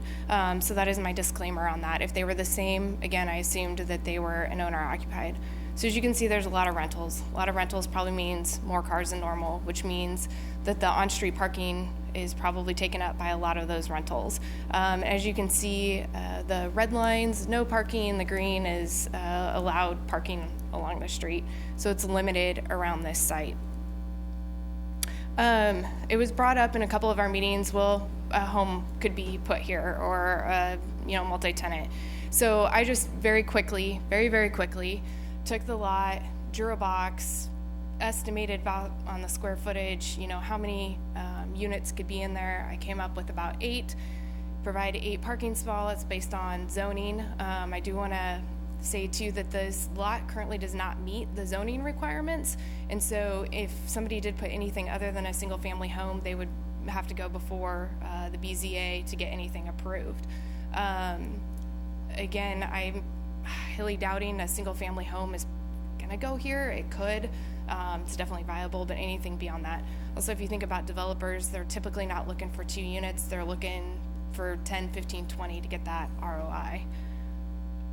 And then just in regards to the plan that's been suggested, I guess, they mentioned the trucks that deliver food every day, thinking about those big box trucks, thinking about the trash trucks, having accessibility for them to make the turns, to back in, to pick up, to drop off. I'm just not sure how viable it is. I haven't gone out and taken any measurements, but I think we've all parked in that Dillard's parking lot and know how tight it is, and trying to think about trash trucks and delivery trucks going through that is a little scary. It was also noted, the sidewalk right along the street, wedging the kids between parked cars and moving traffic. And then the ADA stalls, the egress was mentioned. And then Rob can correct me if I'm wrong. Oh, he stepped out. But I think that exit is too close to an intersection. I don't believe that that's allowed. So, and the alternate plan, again, that was provided with the bond issue, again, you're taking green space away from those kids and play space away from them. So I think that is all I have. Thank you. Thank you, Heather. Appreciate it.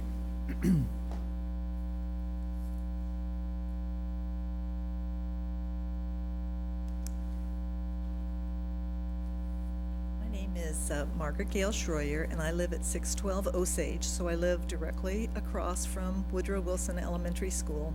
And I think everybody understands the tremendous need for parking that is there. I don't think anybody has questioned that, but I will just tell you that as a resident, you cannot leave your parking in front of your house at any time during the day and hope to come back and find a place, whether you've got a car full of groceries or whatever else you might have. But it's not just for us as residents that I think about it. I look out my window every day. I see the teachers coming with their arms loaded with materials. I see the kids crossing the streets. I worry about them as they have to walk halfway out into the street to see around a parked car before they can even see if they can cross that street or not. I look at parents when all the wonderful activities that the school offers, and parents that are constantly having to you see them driving up and down and all around looking for a place to park. And I just feel like a school is the heart of our community.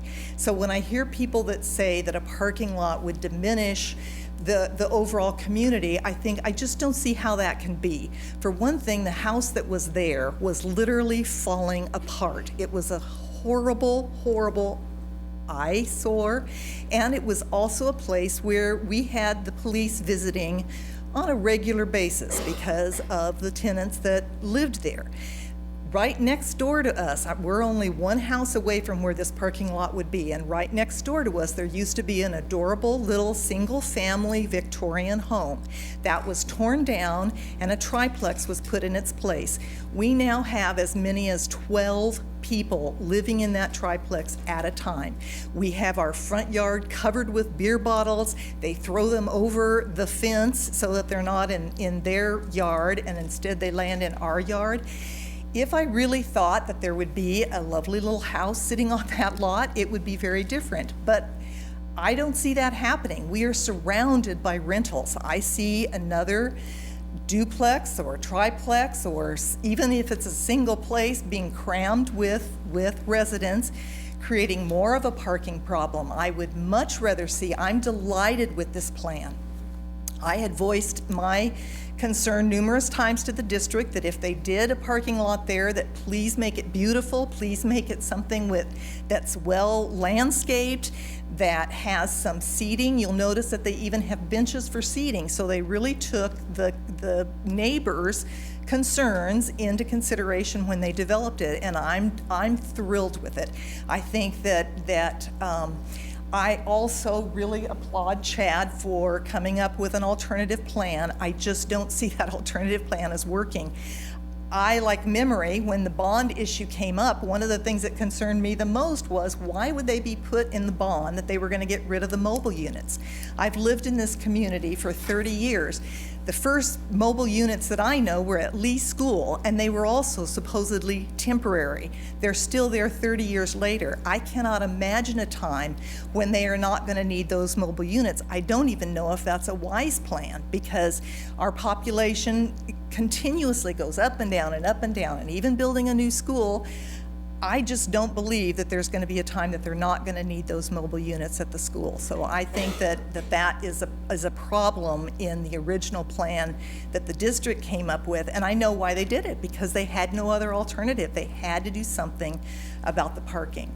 So I just, as a resident, I'm very, very in favor of the parking lot. I think it's going to contribute to our neighborhood. I think that it's our duty to support our schools, the teachers that work there, the children that have to go there, and their parents. And so I hope that you would really support this as well. Thank you. Thanks, Margaret. Appreciate it.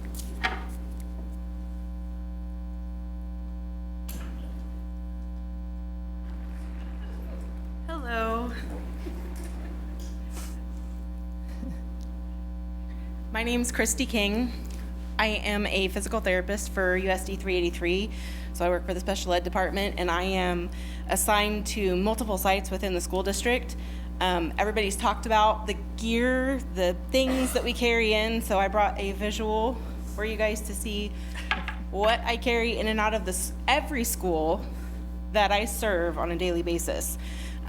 Woodrow Wilson is by far the most difficult and dangerous school for me to get in and out of.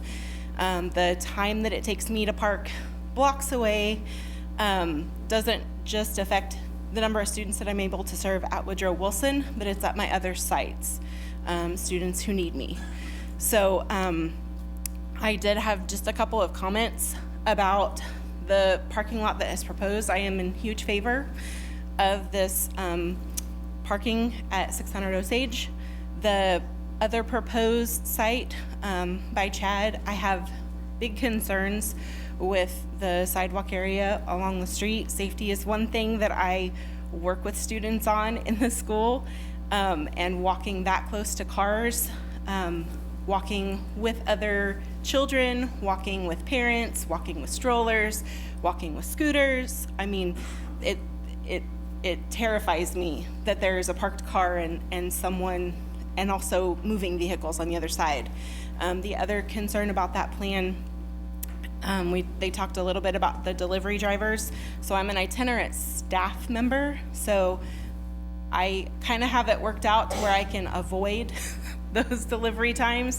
But the other parking proposal would definitely block traffic in that period of time where they are loading and unloading, which would prevent me again from getting in, doing my job, and getting on to my next location.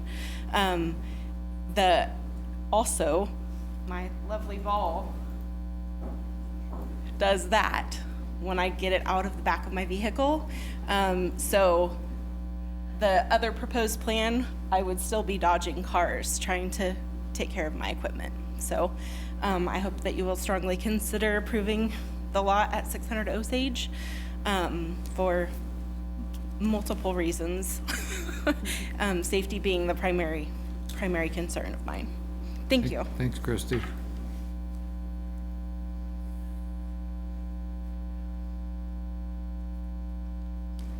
my name is Rachel Asbury, and I live at 3635 Stewart Farm Road in Wamego.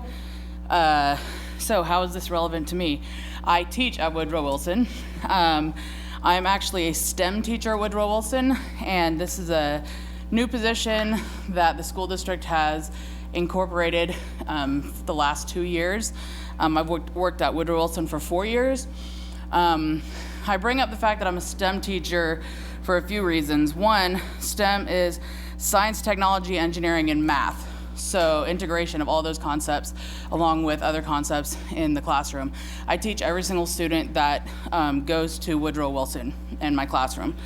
My classroom is tiny. It is probably 2/3 the size of a normal classroom, and I have to cram up to what Brooke said is up to 29 kids into my classroom. So when we are trying to do STEM concepts in my classroom, I bust at the seams. So how is this relevant? Well, one thing that is major is somebody had brought up the fact that the original bond issue, we had a plan. Well, of course, that was not an empty lot at the time. So how could we put in a plan to put a parking lot in an empty lot when there isn't one to put a parking lot at? So, as several people have said, we would be taking up extremely valuable space that's already on the school property. We are a landlocked school that is covering one block. There is no way for us to expand in any way outside of that block as far as usable space for the children to use. So as a STEM teacher, the available green space in the playground is precious. We can take things that instead of are in the hallway for other classrooms that are upstairs to be walking through. It's already a high traffic area because my classroom is in there, but then also if we're having activities in there, it's basically impossible for anybody to come through that area. So if I can bring STEM activities outside on nicer days, it is a very, very much better option than having it in the hallway. So that's an extended classroom, not only for me and the kids that I have on a daily basis, but also, as a few of the other teachers have said, they bring their classrooms out there as well, because who doesn't like to have class outside? So touching on another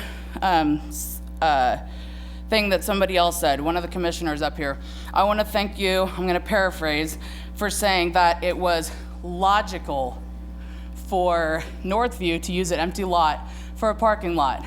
Yes, extremely logical. Logical to use something that came available in an unfortunate circumstance, but it came available. So it is very logical to use that space for parking and illogical to take away potential learning space for students in a finite area that we cannot expand in any other way. Also, the number of staff that are there that use the parking spaces, this does not include K-State students that come to our school on a regular basis. There are student teachers that come there in the fall and the spring, probably half a dozen, not to mention Block A students, or Block 1 students, Block A students, B students, that come in and teach for a few hours a day, several times a week. Some classrooms have 3 K-State students. They're already carpooling to get there. So after all of the parking is already taken up for the staff that is there when school starts, there's also the K-State students that are coming in and out that have to find some kind of parking and accommodate for their K-State schedule as well. So the amount of 40-some parking spots that is for the people that are there basically 100% of the time does not include all of the other people that come and support us in all the different ways that they come and support us. So that again makes it extremely valuable for us to put that off to the side. I'm not going to speak to the space of the other design, which was a pretty good design. However, I would like to thank Architect 1 for coming up and showing that other graphic that showed all of the commercial properties that are right there adjacent to Woodrow Wilson in one way or another. So the parking spot being added to that corner there does not take away from the neighborhood and how it looks. Because if you look at the previous graphic, one whole entire side of Woodrow Wilson and that side of the neighborhood is commercial. There's parking lots already there, so it's not really going to take away from any aesthetic of what's already existing in the place. So please consider that as well. Okay, thanks, Rachel.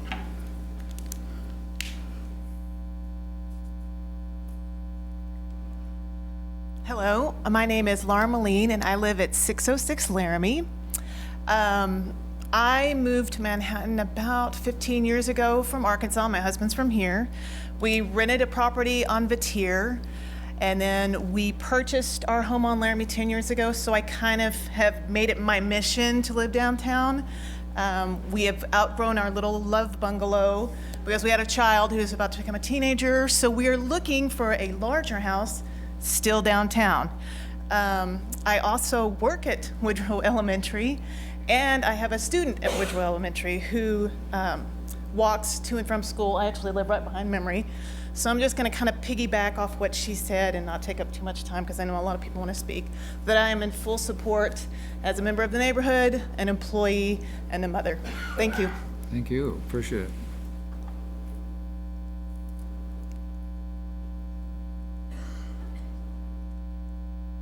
Hello, Commissioners, and thank you for the opportunity to speak with you tonight. My name is Carla Hagemeister. I live at 4650 South Dwight. I have a student who is a graduate of Woodrow Wilson. He came to Woodrow from Northview, so I'm familiar with that parking lot at Northview Elementary, and I parked in it many times. And I have a current student who started kindergarten at Woodrow and will be a 6th grader this year, last year there. We have bused to Woodrow, and since my older child moved on, he still lives with me. After my older child moved on from Woodrow, I've been dropping my daughter off at school in the mornings because I work downtown. I spend a lot of time in that downtown area, and I enjoy that area very much. I appreciate the nuances of it. I appreciate the neighborhoods. I appreciate the businesses. If you are out and about during the day, around 10 o'clock in the morning, you might see me on Points walking down to City Park.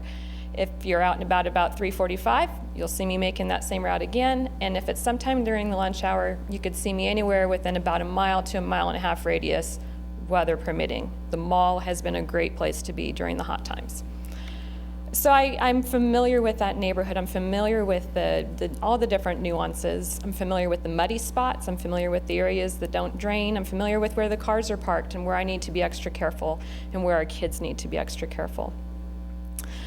One thing I think our parents and our community have done a great job speaking tonight and finding the commonalities, because there's the commonality that we all do recognize the need for parking. We appreciate the neighborhoods. We want our kids to be safe. There's a lot of things that are common ground. There's a difference a little bit in how to get there and how to find that balance. One thing I want to commend again, Heather and Architect One, when they were designing this, is the care and caution that they took into making this an environment that is in keeping with the neighborhood and in respect of that neighborhood. And I think about the times when I've been walking throughout this area and looking at the ways that the city has developed that area in recent times. I look at the fact that when the South End redevelopment happened, you guys had to address parking, and you also at the same time addressed public seating areas and pocket parks. And I did not understand pocket parks when you guys talked about them. I thought, what on earth are you guys talking about? I love that pocket park right across from Baskin Robbins. I sit there quite often, and I just recently discovered the other pocket park on the other side of that same parking lot for that apartment complex facing Dick's. That is a hidden gem. It's nice and shady, it's off of the busier street, and it's a way that the city, I believe, recognized that you needed to fit in with that neighborhood and you needed to make it seamless, make it a pleasant place to be. And I feel like the design from Architect One, moving that parking lot onto Osage, is a way to capture that. I also, you guys know I'm on the school board. I'm part of the decision on that bond, and I was part of the decision, or I was part of the group that said, yeah, we need to address parking. That's one of our priorities at all of our locations. And at the time that we were reviewing it, this lot did not exist for us. It was not an option. We had the option of the block square. That's what we had. That's what we had to work with. And we had to balance, what do we do to address the parking needs that our community knows is existing, our families, our students, our teachers, and our staff, and how do we balance that? And unfortunately, at the time when we were doing that, that meant sacrificing some of that play space. It was very fortunate. It was very fortunate from my perspective at that time. It's not fortunate to have a property burn. It's not fortunate. I won't say that. But it worked to the benefit, I think, of the school district, and I think in the long term to the community in that neighborhood, to have an opportunity for us to preserve the play space. Once that space is gone on that school property, we won't get it back. Once that green space disappears, once that play area disappears and turns into parking, very honestly, I don't think any of us can say that we will see it return. And so I advocate to protect that play space. Woodrow Wilson is landlocked. That is the space that we have. There's not a lot of options for green space for our kids. And I appreciate the time and your attention. Thank you. Thank you.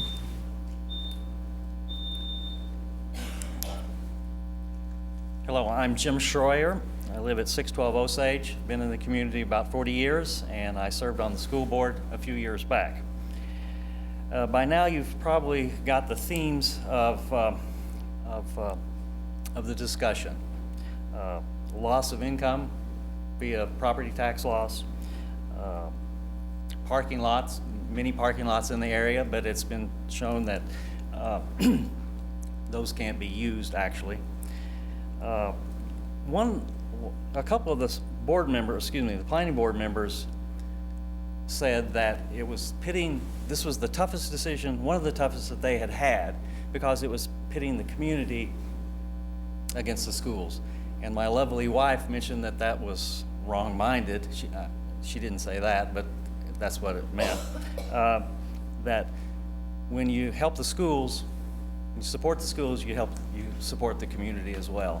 I think that goes a long ways for new businesses coming in, seeing how we support our schools.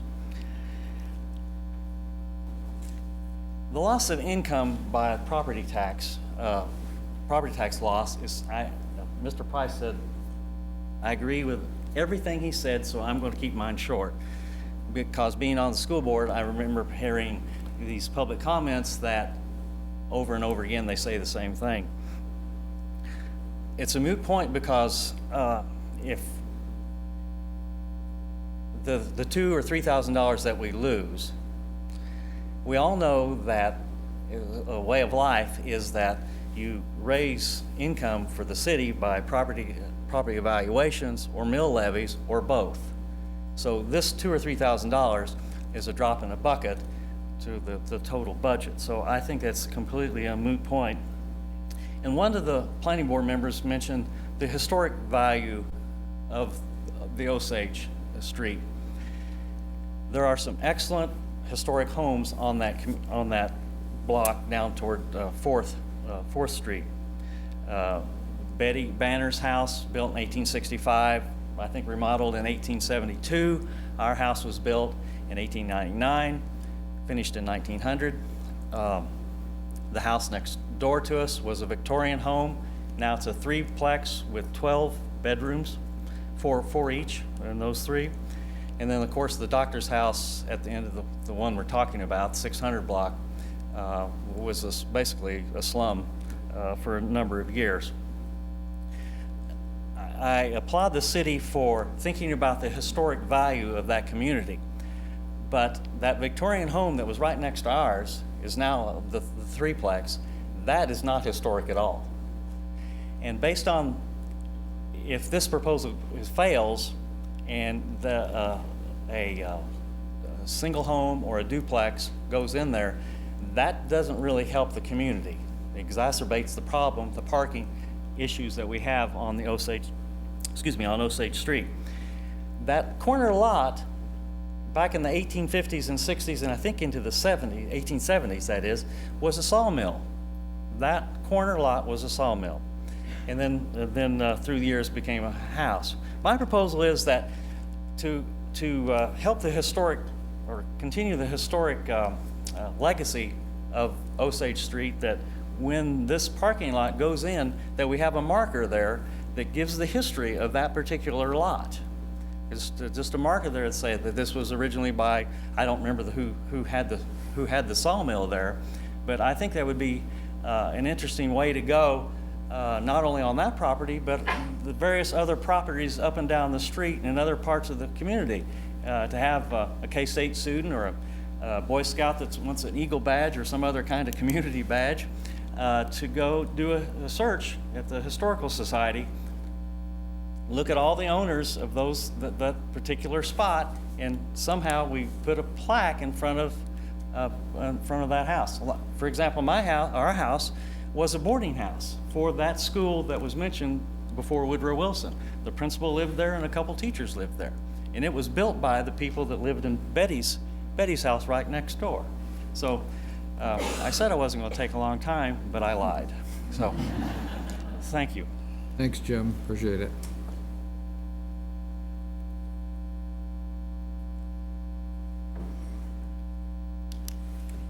Good evening. My name is Christina Pease. I live at 5626 Elbow Bluff Drive. I am a second grade teacher at Woodrow. I was a parent. Both my kids went there, K through 6th grade. They're now one college and one still at the high school. So I'm invested at Woodrow. I could say ditto from all my colleagues, the parents. I don't want to take your time to repeat all that, but I am in favor of the parking lot, and I hope that you do consider to approve it. Thank you. Thanks, Christina.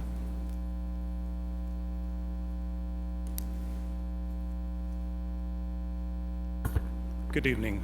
John Adam, 405 North 5th Street. I live about a block separated from this proposed parking lot. I'm going to throw in my voice asking you to deny this proposal tonight.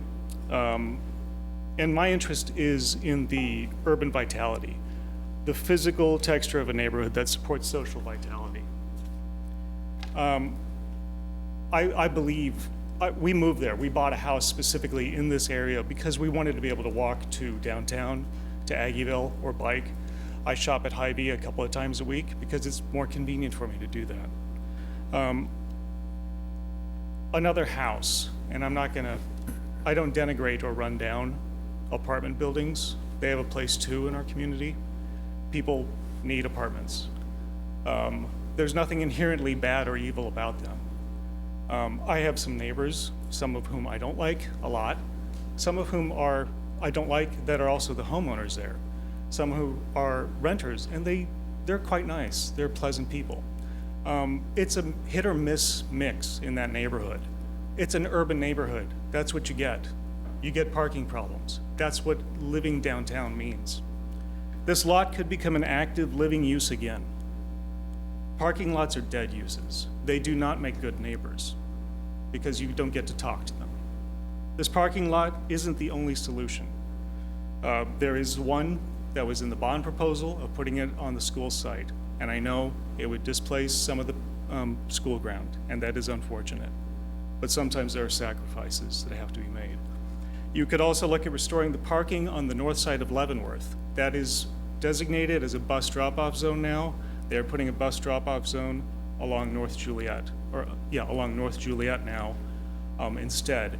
That street is as wide as the 500 block of Leavenworth, one block to the east of that, which has parking on both sides. It's much wider than the perhaps 32 square feet or 32 foot curb-to-curb width of Osage. So it's safer to maneuver, and it's also block adjacent.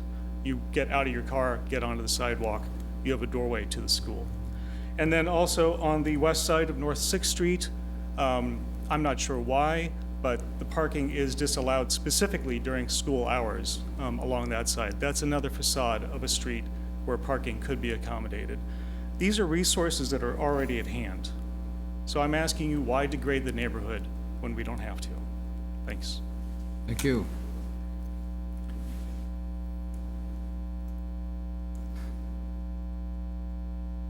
Anyone else? Yes. Good evening. My name is Barb Kephart. I live at 1100 Lee Mill Circle, and I'm a special education teacher at Woodrow Wilson. I work part-time, 10:30 to 2, so it's a kind of strange time to get in and get out. I actually sometimes donate to the district a couple 20 minutes or so, just because I know a janitor leaves to take a break about 10:10, so I can slip into a parking spot. But I just wanted to share my thoughts and ask that you would consider the parking lot across the street for the following reasons. My husband and I moved here from Kansas City in 2014, and I took a position as a student teaching supervisor for Kansas State University, and made my way to all of the elementary schools. I also was a substitute teacher kind of during those times, and one of the buildings I didn't take sub jobs at sometimes was Woodrow Wilson, because it was irritating to try to find a parking spot. I ended up taking a teaching position at Bergman Elementary for a while, and in 2016, and knew I could find a spot on the street and just hoof it up with my lunch bag and my teacher bag and my purse for the day and be okay. But teaching at Woodrow Wilson, parking on the street several blocks away, like we've talked about with different kinds of weather, whether it's leaves on the street or trying to make sure you can get out and get your things out and get into the building quickly, is very challenging. I know that we saw Christy King, the physical therapist that had all of her equipment. A question that had been brought up in the past was, why does she need to bring all this different equipment? That's not all of her equipment. As a special education teacher, she sees some of the students that I see also, and I share a room with another part-time special education teacher, just trying to use our building wisely. And I have the scooter that Christy uses with students in my classroom, and a pop-up tent that she uses so students can use their gross motor skills, and some other equipment stored in my room. So those are materials she doesn't need at all of her buildings, are specific to Woodrow Wilson, so we do house them there. I know that in one of the proposed plans, I do appreciate like a win-win. As teachers, we're problem solvers. I wish that were the case. I believe that the trash container wasn't addressed, the location of that in that proposed plan. We can't really do without that. We would need that, and that would take away some of those parking spaces as it does right now. So the option of having the parking lot across the street really is the best for this situation. Thank you. Anyone else?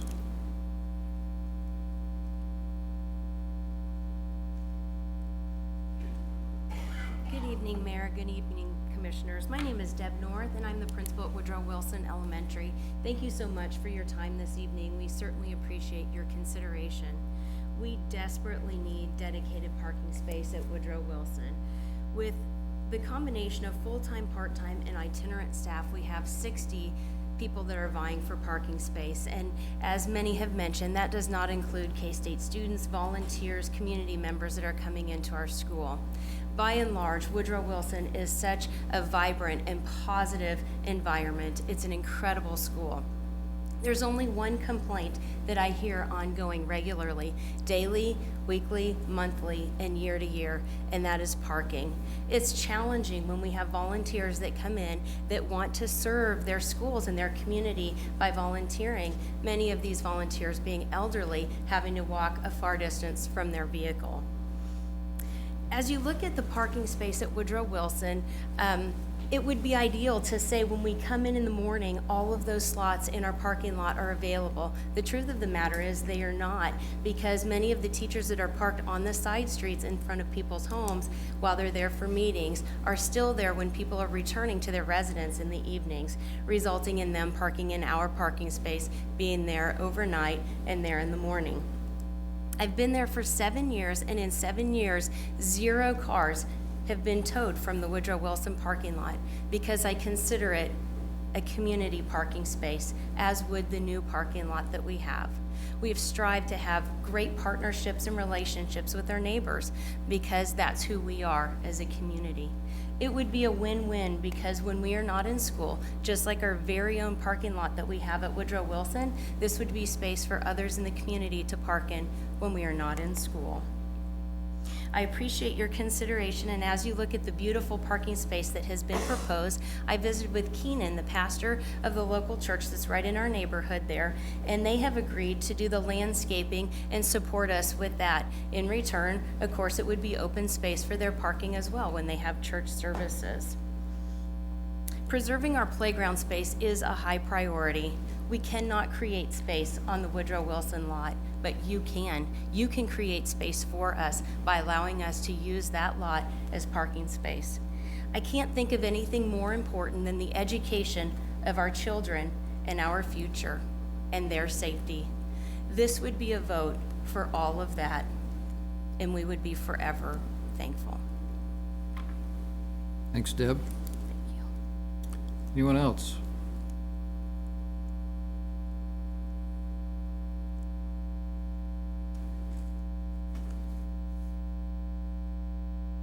I'm not a speaker, but we have the fourplex right next door, had it for 40 years. And we approve, think you should approve, be a better view than what we had before. And that's our main statement. What was your name, sir? Darrell Frank. Okay, thank you. Live at 1830 Todd Road. We were on the farm out northeast for 60 years. And on the side, my great-grandfather built the Wolf House.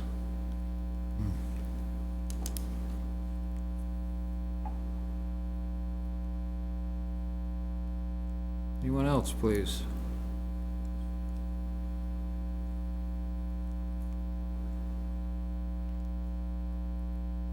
Eric Reed, USD 383, Assistant Superintendent and point person for the district on this project. I probably don't need to reiterate everything that was shared by my staff, other than it's very rare for one of my plans to have such united support from my teachers.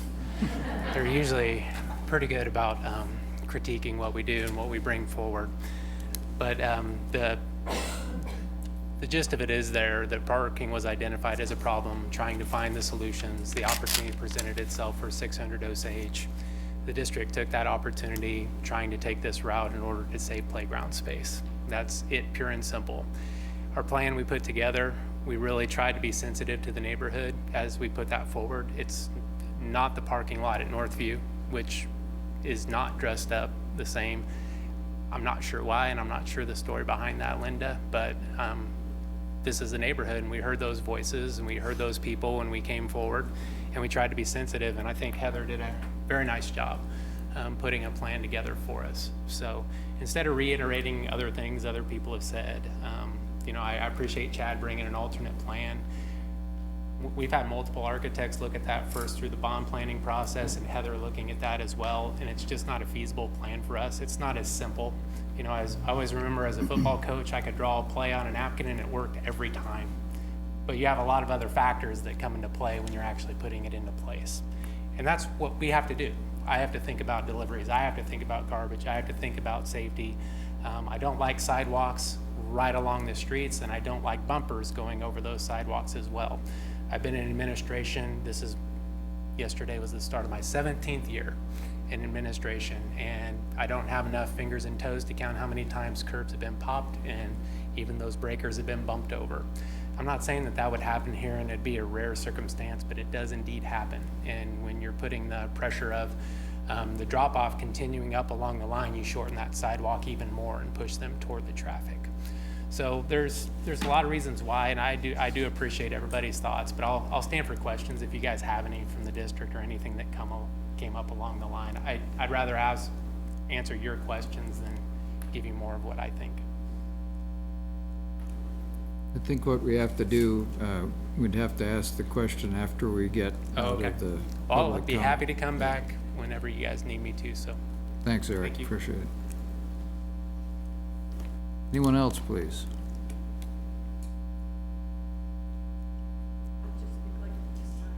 Betty, I'm, I just got to sign in. oh, signing in, all right. We all know you, Betty, and know exactly where you are.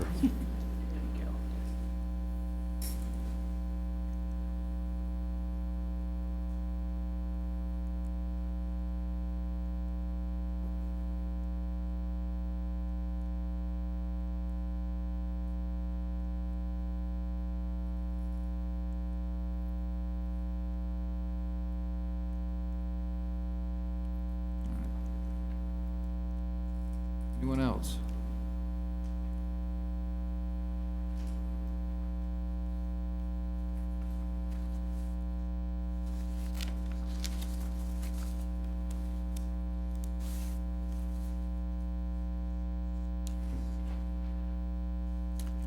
All right, well, we declare the public hearing portion of the meeting closed.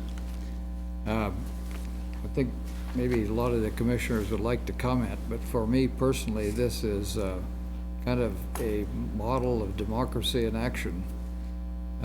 This is very rewarding to see all of these ideas that have come forward, all of the different comments that have come forward from a wide variety across all of our neighborhoods. So, Chad, we appreciate you having the foresight to prepare a model. We don't see that very often, but we appreciate your efforts on that. And we appreciate the teachers and all of the folks who live in the neighborhood and the people who help the school. And so I think the commission got a great deal out of this. So further ado, and open it for comment. Yeah, so, you know, it's great that we have 3 plans to work on.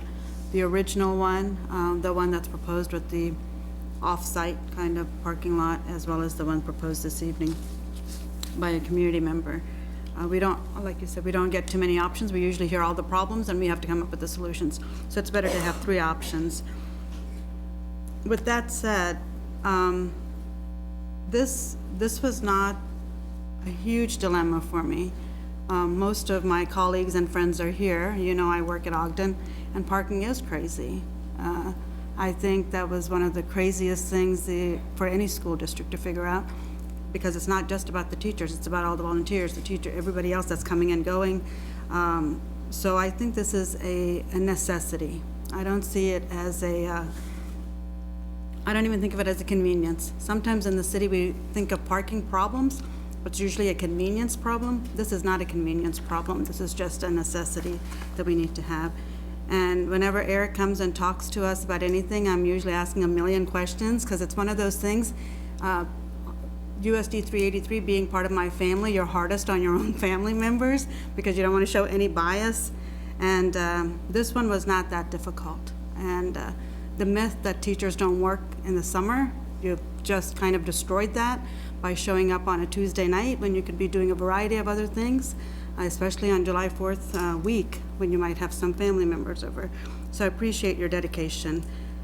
As a NEA representative in the past, working on negotiating contracts, we often worked on working conditions as well as salary increases. This is a working conditions. I wish I could increase people's salary, but of course that's not what we can do.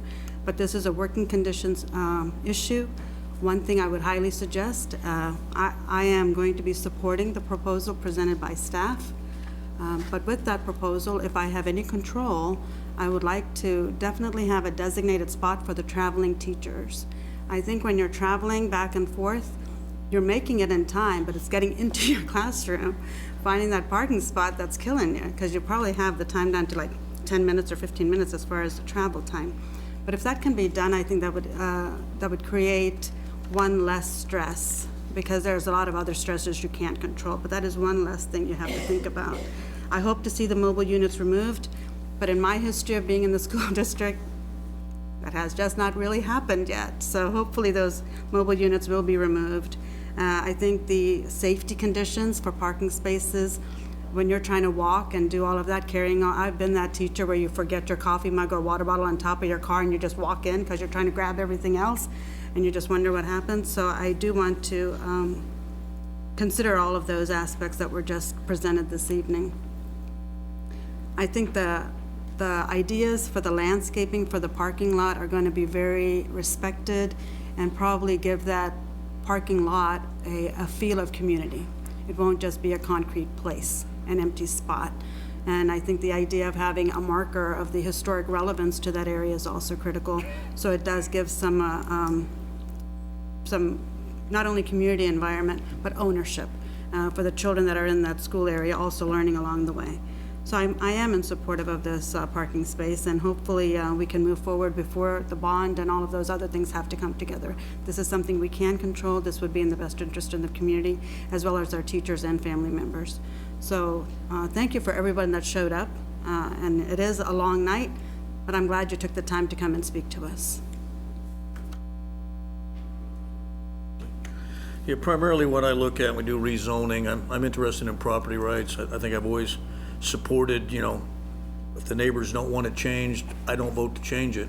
But what I heard tonight was the immediate neighbors, I'm talking about those that live right next door to it, don't have a problem with the change.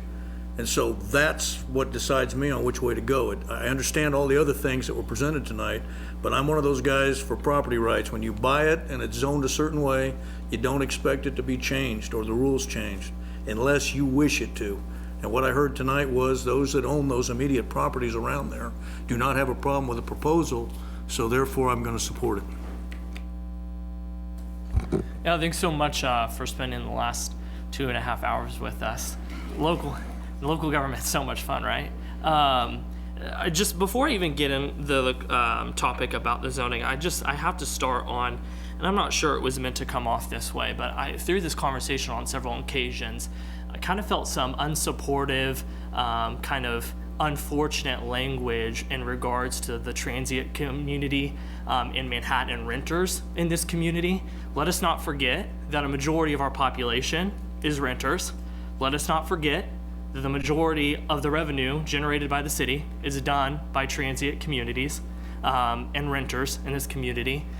I think, I was once a part of those transient communities. Right now, I'm one of your city commissioners.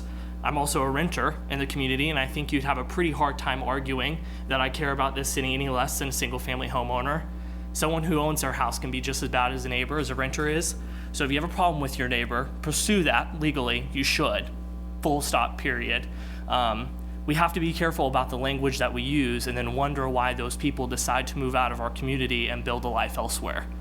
So whether you've lived here 1 year or you've lived here 20 years, you're just as valuable as the next person. So let's be careful on how we talk about those issues.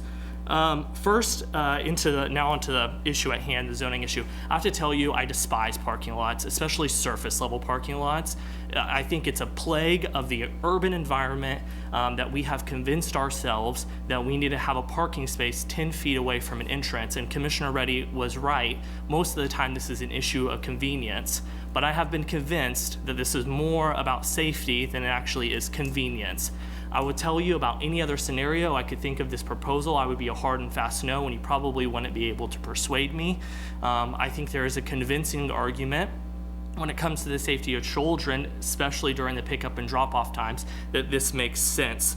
So I am a yes on this, but again, I would encourage you, in other situations, if you're advocating for a parking lot, especially maybe for in front of a business or elsewhere, the arguments that you might have to walk 2 or 3 blocks fall on deaf ears for me.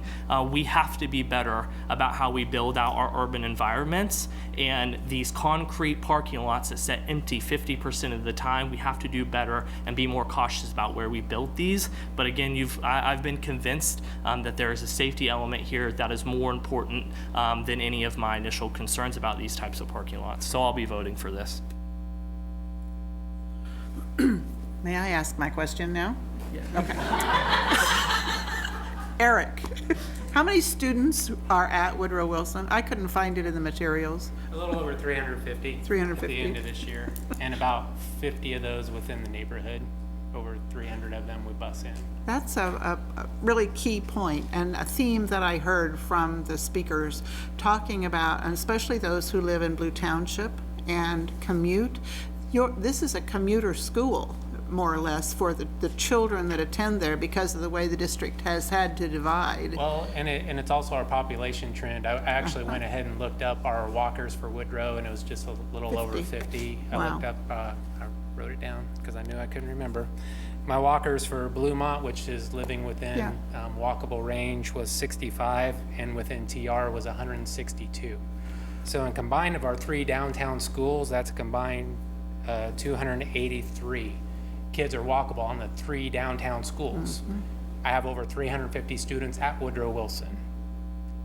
They're going to be commuter schools, no matter how you set up the neighborhood. I could set up one of those downtown schools and walk people from Blue Hills down to wherever they want to go, or they're commuter schools, and that's the population trend of where the children are across town, and we're always going to have that issue.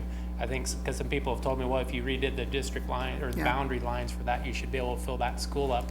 I can't fill that school up with those neighborhoods in those 3 spaces. Now And it's how our community is growing, and also there are growing patterns. So once Blue Township, or whatever, Green Valley, whatever it is, once you build your new school in Potawatomi County, this situation should ease some at these 3 schools downtown? Absolutely. More walkable? Yes, it should ease that as far as taking 6th grade out. When you take a full class load out, Yeah. you know, Woodrow Wilson, that takes from 350 down in the little under 300 range, and then also the classes you add out in the new building as well can disperse people across the district. Thank you, I appreciate the commercial announcement. Not a problem. I just needed to know that. As you've heard, the traditional neighborhood area has some pretty rigid rules when it comes to adopting a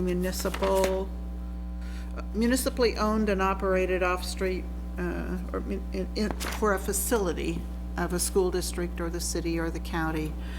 And you know, the people who, the planning board, we all have different ways of looking at what some of the rules are. The city commission, however, is able to adjust or make adjustments when we think it's important. The Woodrow Wilson School, the city manager reminded me earlier this week, is a public square. And the school, those properties are forever really committed to education, to schools. And in the Woodrow Wilson area, because of the history, it can't grow. It has not been able to grow. And according to our regulations that have kind of gradually surrounded it, the same is true. I think I could interpret it very literally and arrive and vote to disapprove it, but I really want to look at the broader picture and what's best for the community, and I do have some understanding of John Adams' concerns about, you know, every time you take out a house, it looks like there's a tooth out right there. You know, it loses its consistency and its character. And I don't like to contribute to that, but I do think it's important that we look out for the better part of this whole area. I want to note too that most of the residents that live there around the school, well, at least on the north side of the school, park in their rear off the alley, no matter what condition the alley is in, because they because of the tight parking on Osage, and people find ways to compensate over the years. So those sometimes those back parking lots are muddy, or you know, but necessary because they are dedicated to you as the owner. It is something I will be supporting this move. I don't like changing the character, contributing to changing a neighborhood, but I think this is an important step, and it will relieve the property owners of their crowdedness, as well as the teachers and the staff. And when you think about even the school, the school when it was built was a lot more simple and had a lot fewer teachers and a lot fewer students than it has now. And so some things are allowed to grow and some are confined, and so this needs to happen. So thank you. Can I make the motion that we find that the public interest to be served by the proposed off-street parking lot at Woodrow Wilson Elementary School outweigh the impacts upon legitimate community interest, and approve first reading of an ordinance authorizing the proposed municipal facility of the proposed off-street parking lot at Woodrow Wilson Elementary School located at 600 Osage Street based on the findings in the staff report. Second. Second. Call the roll, please. Commissioner Reddy, Yes. Commissioner Butler, Yes. Commissioner McKee. Yes. Commissioner Morse. Yes. And Mayor Dodson. Yes. Motion carries 5-0. Mayor, can I Could we have a break? Sure. So we'll take a break until 20 minutes till the hour, please. Okay.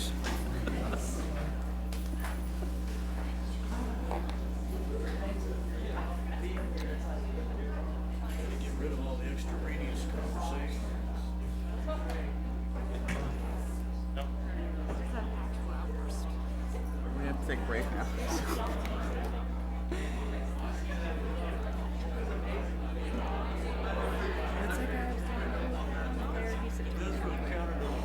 Which one?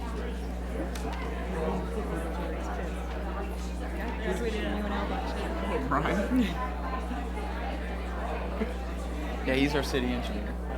Former engineer at Lincoln. So I have it up.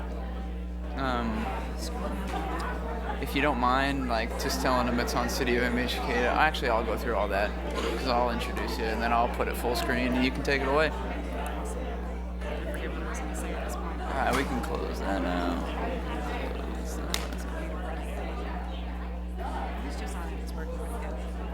What's that? I was just on it. It was working pretty good earlier. Yes.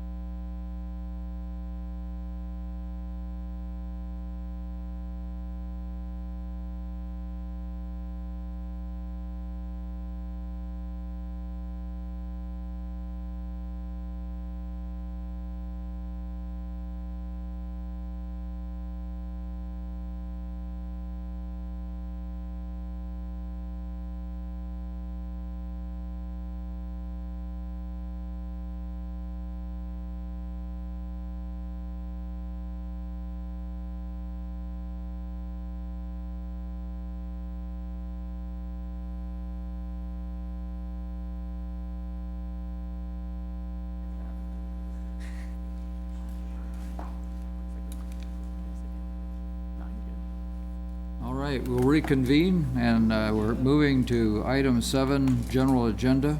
And this is a discussion on the 2019 community survey results. And Jared and Doctor, you're going to present too, right? You're probably going to do most of the heavy lifting anyway. I'm going to be brief. Huh? I'm going to be brief. Okay. Thank you, Mayor, Commissioners.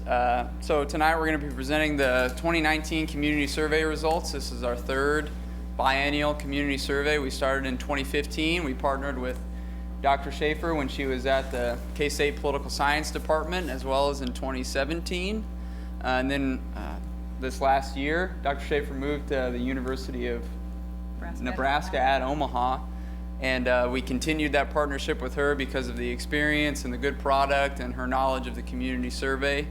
Just briefly, in 2015, we did a random sample mailing survey of 2,000 households. In 2017, we changed it up slightly. We did 2,500 households, random sample throughout the community. We also provided an online option. And then this year, 2019, we went completely online, and we were able to reach, over 1,000 residents in the community. And this year, a new format of the presentation of the results is through an online interactive dashboard that Dr. Schaefer is going to go through, but I just want to point out that it is on our website, cityofmhk.com/community survey, and it's embedded into the page, and you can go through all the results that she's going to go through. So I'm going to get that full screen for all of you, and then you have a printout copy of some of the results in front of you as well. So I'll be happy to answer any questions too as they come up. Thanks, Dr. Schaefer. Thank you, Jared. Thank you, Mayor. Thank you, Commissioners. Happy to be back. It feels like coming home. We have produced the third community survey. We have continued to learn from past community surveys, innovate, and try new things. I'm very excited about the dashboard. I didn't want to produce another report that might sit on the shelf, and the dashboard allows yourselves and staff and the community to interact with it, see data in different ways in real time, compare across different questions. So that, I think that was a big update for us this year. The other big thing that we did was to use the email addresses from utilities.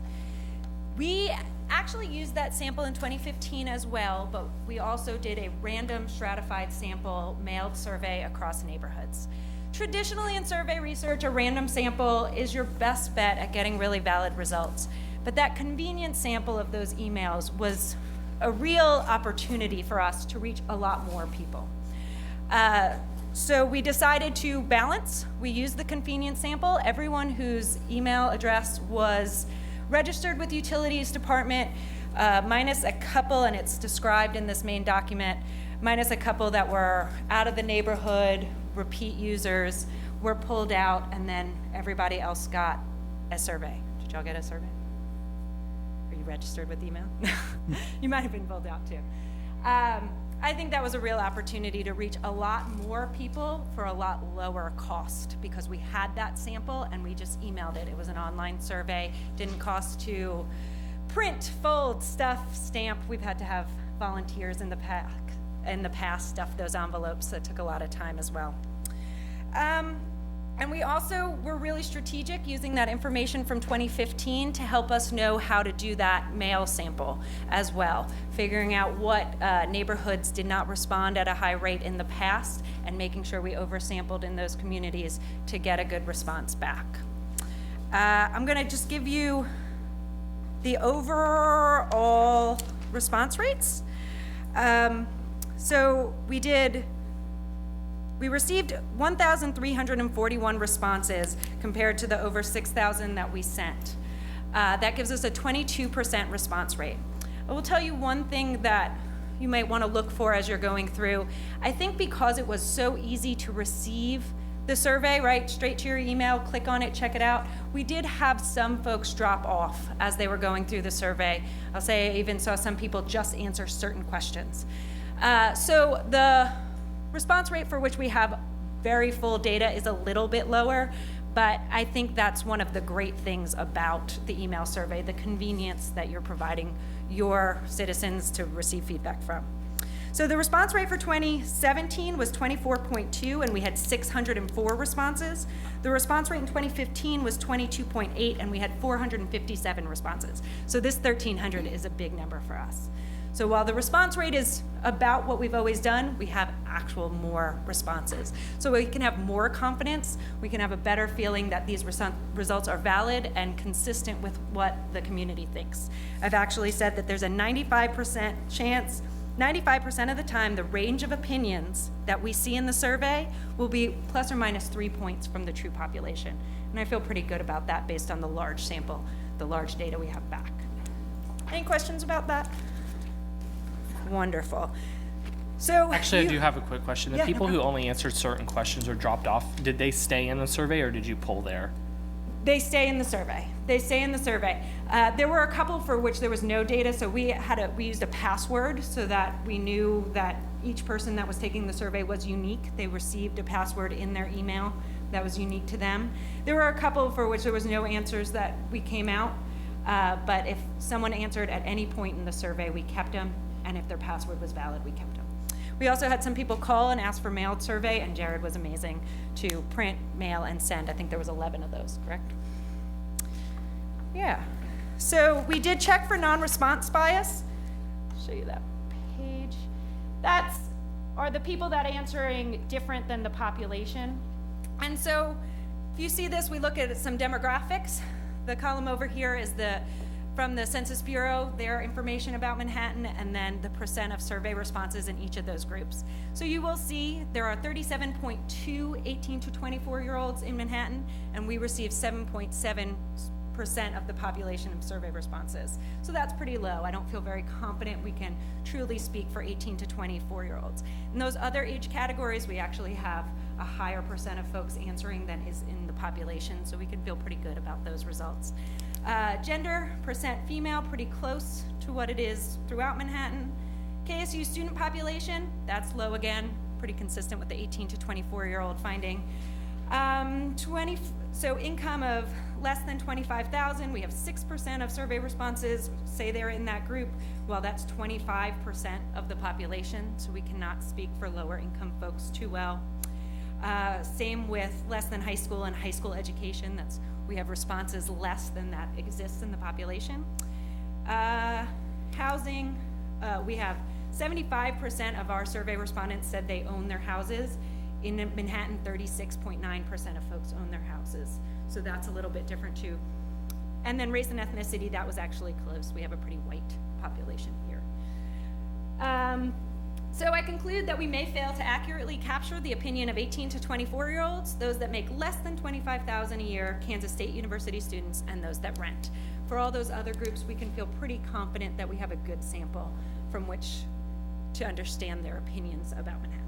So can I ask a question? Sure. And I mean, I don't mean to criticize your work whatsoever, so don't take it that way. But at the beginning, you said that you felt confident that this plus or minus 3 represented kind of outcomes in the community. But the 3 categories of people you just described is probably more than 50% of the total population in Manhattan. So, well, so those overlap. So yes and no, but absolutely, we are not capturing their opinions to any great extent. It has been a sore subject for us. It's been something we've thought about. There have been times where we've thought about surveying at Kansas State University and with other students in this community. The email utilities list may be hurting us a little bit because maybe who owns that is helping.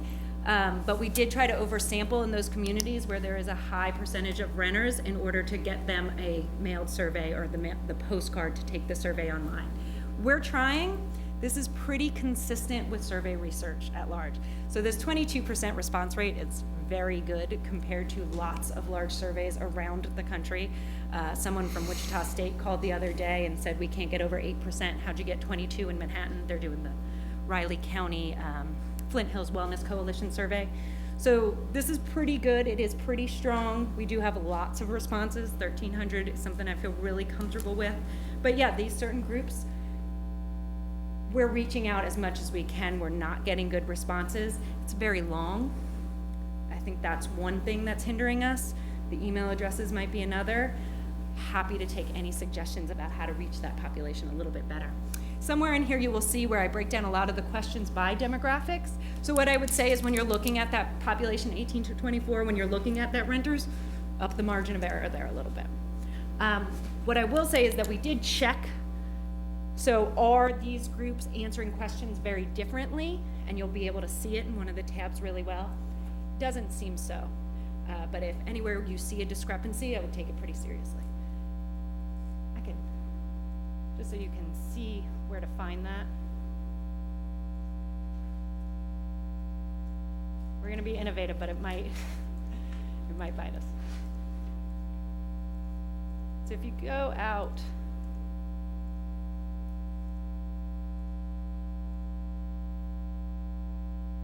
so satisfaction by demographics, for instance. So this is the question, how do you feel about the overall quality of life in Manhattan? So remember, 18 to 24-year-olds are the groups for which we have less responses. Yet, pretty similar, the percent that say very satisfied, pretty similar the way that the percent that say satisfied. Choose a slightly harder one. Construct a public parking garage and improve pedestrian streetscape amenities in Aggieville. It looks a little different, but not very different. And so I think it's important that I tell you and that you use that lens when you're looking at it across all of those demographics. But from what I've seen, I'm not particularly concerned that they answer the survey with any grave differences than the other groups for which we have a lot of data. Sound good? So this is the dashboard. And we like it because we can click through. We can look at every question. Most of the questions were pretty similar from years past, those overall questions. We did add a sales tax question. Would you increase the sales tax? Which I'll talk about. Overall quality of life, very consistent over time. There's also a tab that compares a lot of these questions over time. So I think that's pretty interesting. I'll try to spend some time there. Availability of affordable housing, one of the lower percent satisfied. Availability of quality jobs. Manhattan has a place to raise children is still very strong, but you'll see over time that's gone down just a little bit. I thought that was kind of interesting. Fire, police, Manhattan, regional airport, that one's gone up over time. I'll show you that one as well in the percent satisfied. Agreement with statements about the governing of the city of Manhattan. You will see that consistently we've had a fair amount of don't knows. Just lack of experience with you all. I think today was a great day to bump those numbers though. Lots of experience in the room. Parks and Rec, we asked if they visited any of these services. I think that's an interesting way to understand who's using the services, and then it might also really affect how they answer this question, the satisfaction. And you'll see, right, participated in city-sponsored athletic programs, participated in city-sponsored non-athletic programs, lower percent of folks using that, higher don't know when asked if they're satisfied with those services. We asked people to rank their priorities. This was something since 2015 that has been really interesting, and so we asked them to choose their top 3 priorities, and then we just do the percent that put any of the services in their top 3. Quality of parks, number 1, quality of trails, connectivity of trails are the top priorities, consistently put in the top 3. Public Works might have taken a little hit. In Omaha, the potholes are really bad this year. I assume they were here. Overall ease of traveling through the city is not too bad, but you will see maintenance of main city streets and thoroughfares a high priority, well past others. The other big one here is quality of stormwater infrastructure and drainage. Not lots of folks dissatisfied, and you'll see at the number 2 priority down here. We okay? Code enforcement and appearance. The appearance questions down here were a new set based on feedback from you all, I believe. Cleanup of litter and debris on private property is second top priority. Not too bad on the satisfaction rankings. Mowing and cutting of grass, exterior maintenance of housing, number of tenants living in rental housing. You see a lot of don't knows, a fair amount of dissatisfied. Maintenance of sidewalks, cleanup of litter and debris, the top 2 priorities. Satisfaction with appearance. People seem mixed on public art, I would say. Wayfinding signage to destinations around the city, fair amount of satisfaction, mowing and trimming along city streets. People seem happy. Landscape maintenance and signage at entry corridors, also pretty satisfied. That landscape maintenance and signage at entry corridors is the top priority. Growth in sales tax. Use of airport. 59% said they have used it in the past 12 months. Pretty sure that's up just a bit. The satisfaction is high. Why do people, the satisfaction has gone up.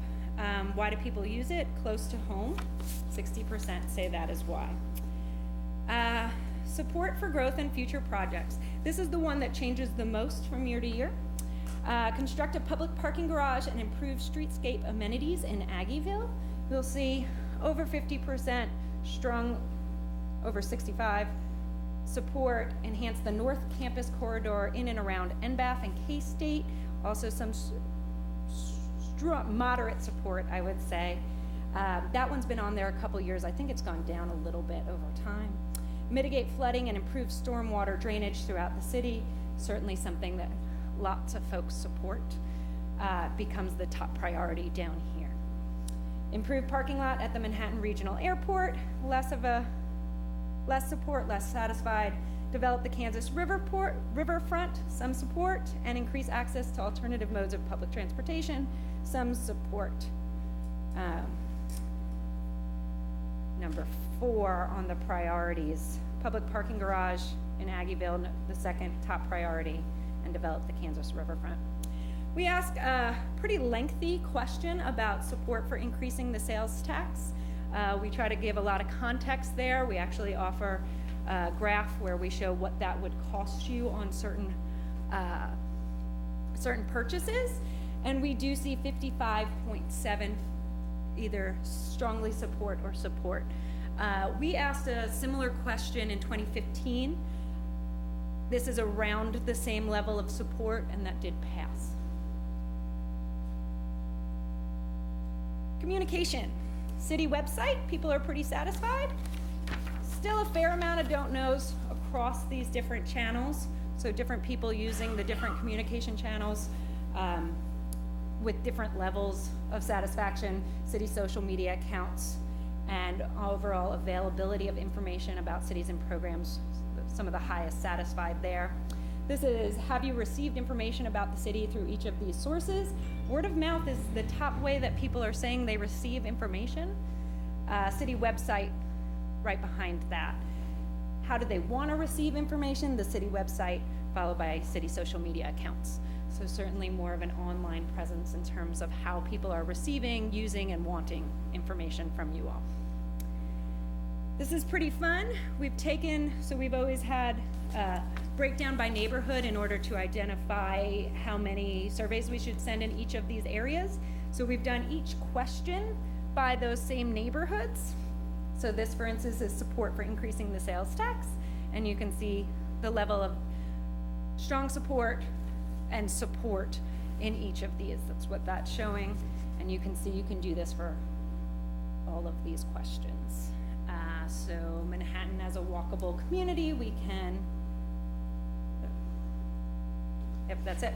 So you can see some communities are not so satisfied, while some are more satisfied with Manhattan as a walkable community. You can look at it like this. Here's street lighting in your neighborhood. You see pretty consistent support, maybe a couple areas that are a little lower. Any particular question you'd like to see? Code enforcement of exterior maintenance of housing in your neighborhood. Actually pretty happy, except down in here, that's a little bit lower than the others. Availability of parks, pretty high. These are the qualitative results. We had 2 questions. We said, what are the things you most like living and what are the things you most want to see? Lots of people saying size of city, people, friendliness, safety, and the university as the good qualities, and things they'd like us to change are road conditions, more active transportation, flood mitigation, and maintaining or reducing taxes, the highest in that group. This is where we get into a lot of the questions by several of these demographic variables that we asked. This is where the sample size does start to reduce as we break people's responses into these different groups. So a little bit less comfort with the answers, still strong showing overall. So overall quality of life, availability of affordable housing, it's one where you really see it change, right? Purple is always our positive, green is our negative. When we were here, very positive, switch to that one, goes you have a lot more dissatisfied. We did all of the support for growth projects by all of the demographics in 2 parts. Anyone you want to see in particular? I think that's one that has a lot of change. So mitigate flooding and improve stormwater drainage across all age groups. You see strong support. Turn it to the next set of demographics. Same question. And similar across all the demographics, really strong support. Each year I've done these plots for you. They'll load. It's there if you need it. Survey results over time. So we put several of the questions that were consistent in their wording between 2015, 2017, and 2019. If they were not consistent in the wording, we didn't think it was appropriate to keep it in. So overall quality of life in Manhattan, you will see it has been high and remains high. Said Manhattan Regional Airport has gone up. Manhattan has a place to raise children. It's not a huge, but a little bit of a decline. I think it's interesting. Overall ease of traveling through the city, it's actually been about the same. There's another maintenance of main city streets and thoroughfares. You'll see a pretty big drop off there. Any other? Yes. Coming right out of that winter. Sure, Sunset Zoo. Some additional calculations page. It will load, it's probably, there you go. If there's something that we didn't include, I tried to throw a couple more things in there. If there's anything you're interested in knowing specifically, what's nice is I can do it, put it in here, and it'll update, and you'll have it quickly without having to send you anything. Satisfaction compared to priority. I think it's important to sort of look in this area on these plots because those are the people who are less satisfied and have said it's a high priority. So you always sort of want to look in that quadrant. So here, connectivity of trails, affordability of recreation fees, maintenance of main city streets. Not too bad here, maybe maintenance of sidewalks, preservation of historic buildings and neighborhoods.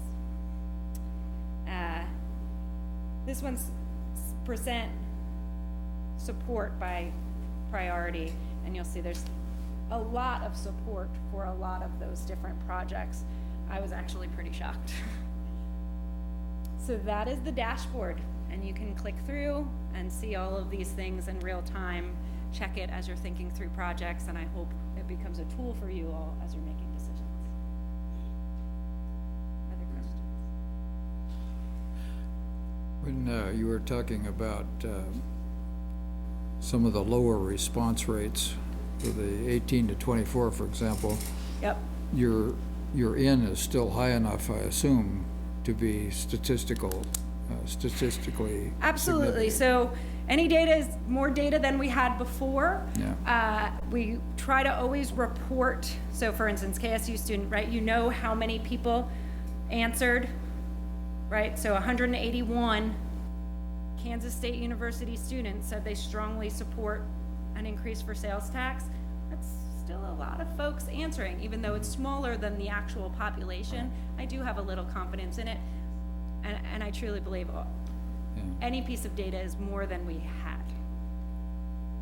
Your sigma just gets a little wider is all. That's all. Yeah. That's all. I think the exciting thing about the survey, more than ever, right? More responses than ever. I don't want to say, there might have been one we didn't have anybody in that 18 to 24 category. So 7% is more than we had, and we will continue to think about it and work on it. I had been a proponent of moving to the fall. Students new, fresh, back, but we actually looked at the year we did that, and it didn't change that much either. So. What month did you do the survey? This went out in, did it go out March and April? I'm sorry. March and April. March and Okay. April. Thanks. Sent it out March 18th, and it was, we closed the survey on April 20th. Okay, thanks. So we still had a full population here. Absolutely, That and was we can important. see, the nice thing about the online is we can track how they're coming in, and no more were coming in, and that's when we close the survey. So I was a political science major in college, so I had to take one polling class, and I did quite terribly in it. So I'm going to defer to your... I might do it. I'm going to defer to your expertise on this, but I'll tell you, when I first saw those response numbers, one of the things that always concerns me is we get these items, and then we have these big meetings and these big committees put together and we ask, how do we keep young professionals here and those 18 to 24-year-olds in our communities? And then every time I see something like this, they're not a part of it almost ever, and at least in my perception, in a statistically valid manner. So I don't know if I have any great ideas for you other than to steal kind of a comment from Commissioner Reddy. We have to go to them. I mean, if you would have told me as a 19-year-old, as I was walking through the student union at K-State, like, Jared, you could have a say in the future of Manhattan. Incredibly high ego Jared is going to sit down and take a survey about the future of Manhattan. And I think you'll have a lot more participation from students. I could understand how them getting an email or a piece of Or mail. possibly not getting the email, That right? too. It being filtered through a lot of other things. Yep. I think there's a lot of really valid, good information in here, so I appreciate all the work that was put into this. But I feel like, yeah, when we have these conversations about these age groups and how we can improve life here, especially when they're a majority of our population, I think we have to be very cautious that I know a lot of 20-year-olds, a lot of 20-somethings in Manhattan, and none of them have ever told me that road maintenance is their top priority, right? Not one of them. What did So, they say? Well, what did they that's say? the only thing that gets me nervous about this, but thank you for your work. I appreciate it. Sure. I would spend some time with the demographic breakdowns over there, because like I say, you can see how many people responded. I feel pretty good about what we did. I think it's more than we've ever had before. And because you can see it this way, so you can compare, did they respond different? Those that did respond, did they respond differently than the other age groups? That tells you something. That tells you something. And no, it's not a robust sample, but wow, that group is different on this point. That's something we need to follow up on, talk more about, ask about. I did not see this the first time I looked at it, so I will go back and I will look at that more closely. Great. So thank you. Absolutely. Yeah, thank you for doing this, but I've always been a little hesitant with surveys, and this is one of them as well. It's not a reflection of you as a professional or city staff, but it is when I look at this data, it is something that I do look to, but I also look at what not to do as much as what I want to do. So when I look at, the age demographic has already been pointed out, but SES and graduate education attainment is very relevant in decision-making. So when I look at this, we have 77% of the population, at least 77% of the survey responses were from bachelor degrees or graduate degrees or higher, and only 21% that were less than that. So we're looking at a very highly educated population that took this survey compared to the ones that didn't. Because that same population, that made less than 50,000, there was only about 51% of them that took that survey, whereas the 50,000, the ones that made 50,000 or more, was 65%. So when they say, yeah, we're okay with the sales tax, they're probably making okay money. And so Absolutely. So if you look at that particular question by income, there's definitely a pattern there, right? Here we go. So this is, right? So more support with more money.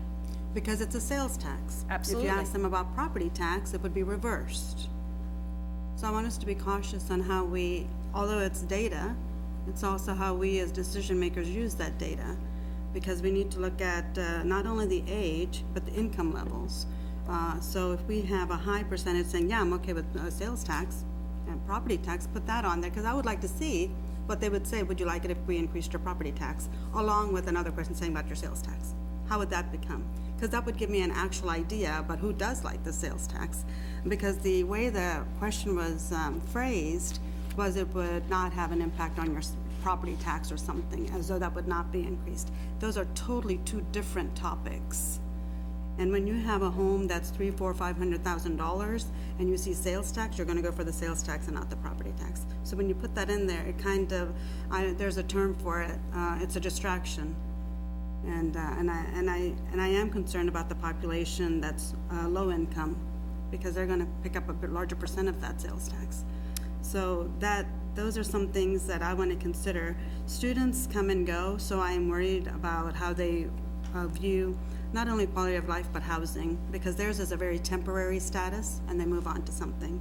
There are a lot of people that make less money that probably live here that are residents that may not be just moving on.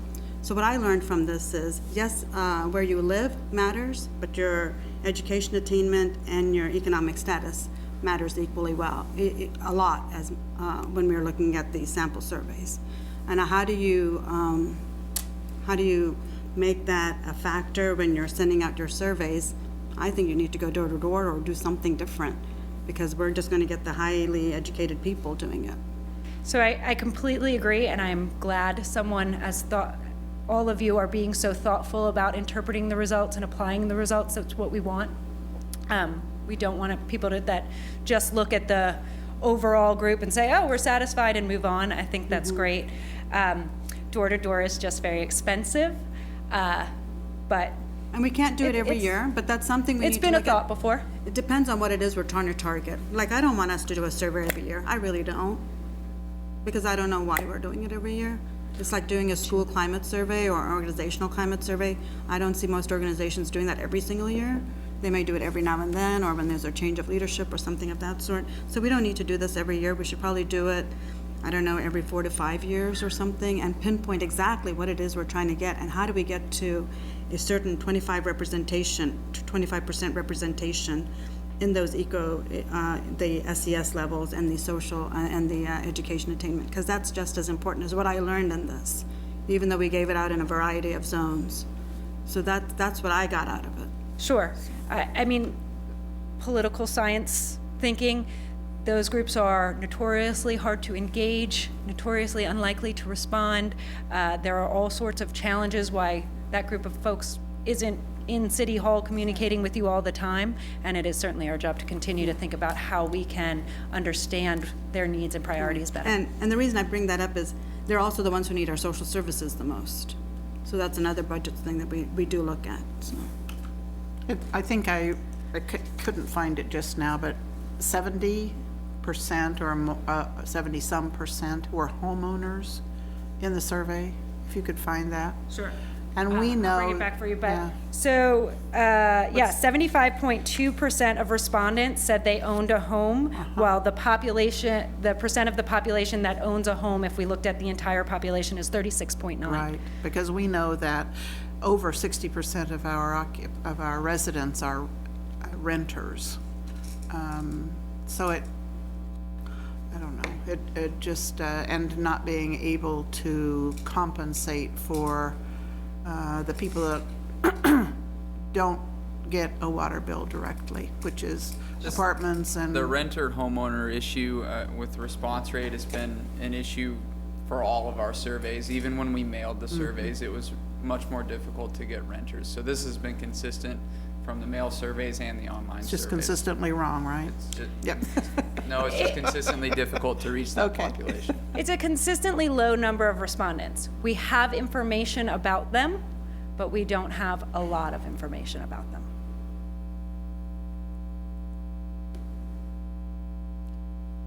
Yeah, I don't have a problem. I think it's, it's worth doing. It's data, useful data, depends on how you analyze it. And it doesn't surprise me that you get 75% response from people on homes, because they may be more concerned about taxes and property and how their money's being spent. And some of the transient population is not, because they know they're only going to be here 2, 3, or 4 years. And so I think their viewpoint's a little bit different, so it doesn't surprise me. And of course, everybody wants a survey to reflect their opinion on how things are. And when it doesn't, that's always disappointing. But I think we got to pick it apart, and I like the ability here to go down and compare, as you've shown there, you got to go on the website to do that. Is that open to anybody in the city to look at that? Yep. Okay, and that's important because, they can draw their own conclusions, but I appreciate the work on it. I think it's useful. Thank you. I'll just point out too, we have asked this question for a long time and I've really liked it. I think it's been a very predictive. How many years have you lived in Manhattan and how many do you plan to live in Manhattan? And we do see differences across those two groups. Thank you so much.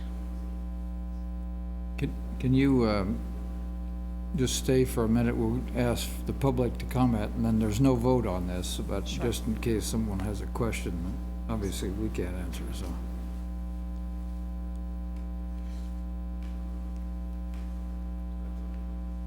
Yeah, please sign in and just state your name and address, and you can start talking and sign in later if you want. Brandon Irwin, 4440 Tullow Creek Boulevard. Just a couple of comments and observations on that. So one, to Commissioner McKee's point about representation of the 18 to 24 population.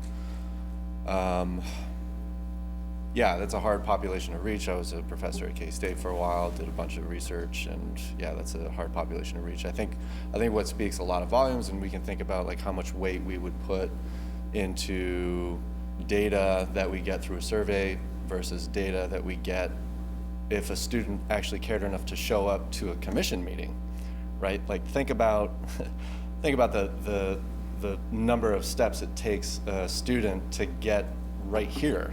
And you actually have a bunch of them coming in to talk to you about issues that they care about, largely around housing. As far as the, getting a more representative, sample,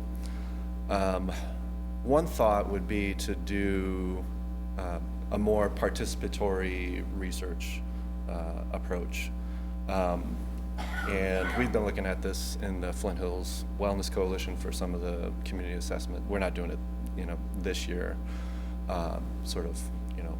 full commitment to it. But a participatory research approach would be, how about, what would it mean if before you even decided to conduct a survey, you went to student groups on campus and said, would you like to do a survey? Would you like to design a survey? Right? Like step number one, like before you even decide if you want to do a survey, you go to the population that you are essentially trying to partner with here, right? That you are trying to learn about, and ask them what the meaningful questions would be on that survey, right? So that they might actually get some benefit out of that survey as well.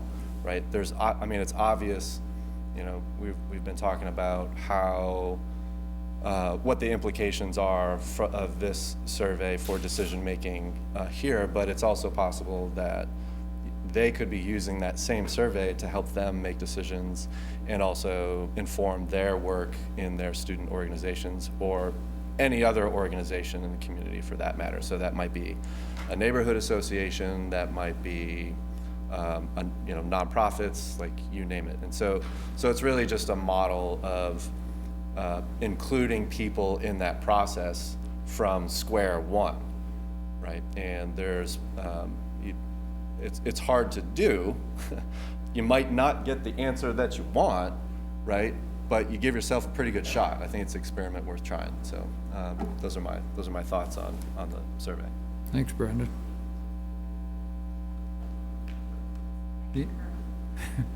Anyone else, please? All right. Well, again, we appreciate your work, and I think for those of us who have dabbled in statistics, you try to establish what you're in, and even though you're dissatisfied with a return like 6%, you find that many national polls are far less than that, and they still infer things from it. It's just that your confidence level decreases with the decrease in the number that you have. So we appreciate that. And I appreciate the way this is set up so that you can actually look inside the numbers and go from piece to piece to kind of parse it out see if there's different influences by different age groups, different income levels, and so on. It's usually lacking from many of the surveys we get. So thanks very much. And are you moving back to Manhattan soon or no? No plans for. Okay. Can I just make one quick comment? Because additional comment, while the response rate is great, I listen to this podcast, and in the podcast every week, they give an example of good use of polling and bad use of polling. And every time they give a bad use of polling, what usually the reason why that poll was so wrong and went so bad wasn't the number of people who responded. It was they way oversampled or way undersampled particular populations in the community. So it's not that I'm angry about how these results turned out, so I don't really need those comments. What I'm upset about is that I don't feel like the populations are represented in this. And so anytime I get presented something like this, I'm going to push on that a little bit more and ask us to try to do better. I'm glad that 70% of homeowners responded, but 70% of our community is not homeowners. So we have to do better. So I'm glad a high number of people responded in those groups, but those aren't the groups that represent our city. So I just want to make that 100% clear on how I feel about that. Because there are bad uses of polling on how we over and underrepresent populations. I appreciate the comments about the demographics and how we can reach underrepresented people in this sample. It's something that we're going to try and improve over time, every 2 years when we do this. I will point out, though, that this is something where we have over 1,000 individuals. In this case, you could say that we at least have 250 or more renters' opinions, which is far more than we get from anecdotal, talking to the commission on items. So this is still more information than we've ever gotten before. But I do not disagree that while certain demographics may be underrepresented, we still are getting opinions from those populations. And keep in mind that this survey isn't supposed to be the end-all be-all solution for making a decision, but it's there to help guide the decision. It's a snapshot and opinion over time. This is just how people viewed street maintenance, for example, in March. It was lower because we had a lot of potholes. So you just take that for what it's worth, and then we try and give you that information. It's supplemental to the research that we do as staff to provide you to help make more informed decisions based on that data. Good. Thank you. Appreciate it. We'll move to item B, consider a public partnership agreement, PPA, with the United States Army Corps of Engineers for the levee reconstruction project. And Brian. Thank you, Mayor, Commissioners. Brian Johnson, City Engineer. Actually, the next two items are both public works. They both deal with stormwater, so it ties into that survey quite well. And as you've all been driving around town, you can see the arterial streets that we have tore up and we're fixing. So both of those two items that were high on public works we're trying to address. This item is public partnering agreement, otherwise known as the PPA, because the federal government loves acronyms, so we're going to call it the PPA tonight. This is the document that spells out cost shares with the Corps of Engineers. This is the document that sends us from design into construction. This is the document that we've been working on for the last 15 years. This project actually started with a study in 2004. It was a $2 million study, split 50-50 between us and the Corps of Engineers. Since then, through the study, through the feasibility study, through the review process from the Corps of Engineers, and finally with getting federally funded for design and construction, we're here tonight, and this would be the last step in that process before we go to final design and before the Corps of Engineers bids the project. So just historically, give us all some background. Levee system was built in the early 1960s, part of the Tuttle Creek Dam project. During the 1993 flooding, the levee system didn't perform as designed. City of Manhattan, Riley County initiated a study with the USACE to review the levee system in 1998, and the levee study was completed in 2004 and confirmed that the levee was not performing as we had originally anticipated back in the 1960s when it was modeled. From there, we entered into a study with the Corps in 2004, and then we moved forward to today. 2004 feasibility study was initiated to determine what improvements the levee needed to perform as designed in the early 60s. In 2015, improvements were identified. The USACE Civilian, which is United States Army Corps of Engineers, Civilian Review Board concurred with the recommendations for improvements and submitted for federal funding. So that process is the Civilian Review Board for the Corps all across the country looks at that project, looks at the assumptions and at the cost-benefit ratios, agrees or disagrees. In this case, we got a unanimous vote to move forward. In 2017, federal funding for design and construction were approved by the United States Congress. 2018, a design agreement between the city and the USACE was approved. We have got 35% plans done. We got them a couple of weeks ago. They're going to move to 65% now. The PPA is a document that authorizes construction. So this is the document, if we approve it tonight, that will authorize the Corps to go to final design and then go to construction. It also authorizes the local partner, which is us, to begin acquisition of easements and rights-of-ways. You approved a request for qualifications 2 weeks ago for us to go hire a team of appraisals and surveys and legal descriptions, hire a consultant to come on board and to start acquiring property for us. PPA also details the cost share, 65% federal, 35% that should say local.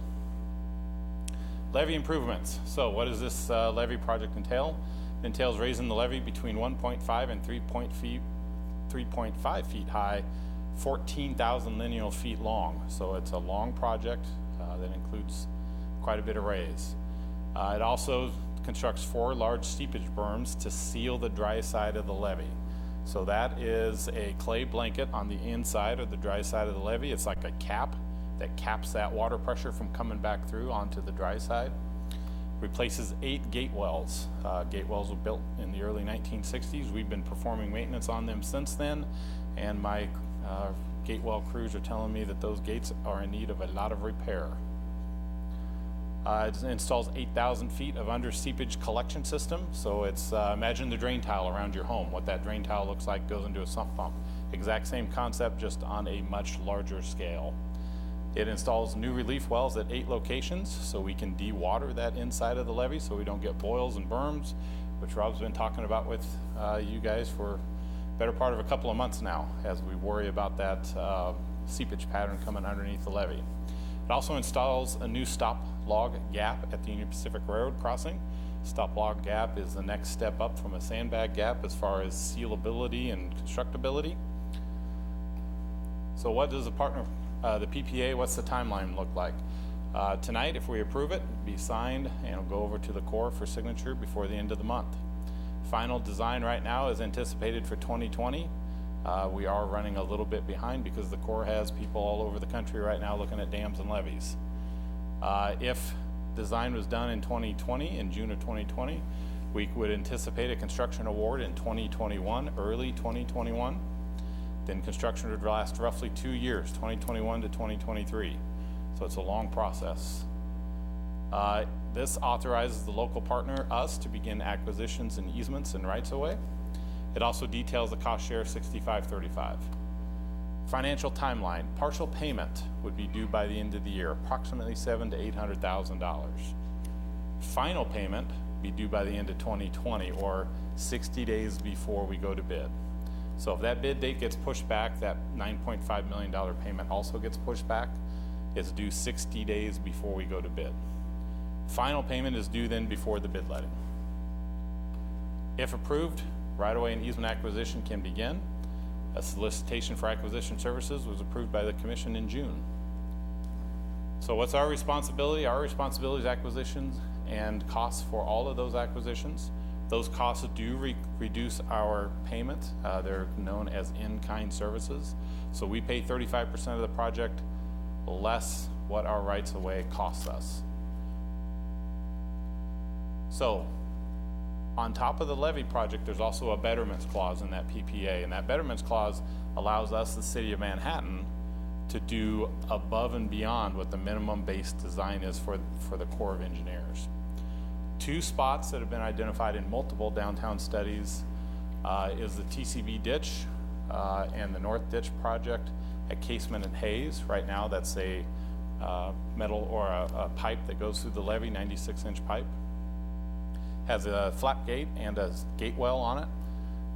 Per the downtown master study, we want to route more water that way from downtown to the north ditch project, and that would be a betterment to make that structure larger to get more water through it. Obviously, through the downtown study, the east study, and the northeast study, the goal has always been to get more water from north of Bluemont, keep it north of Bluemont instead of route it through the Purdy Ditch, which is undersized.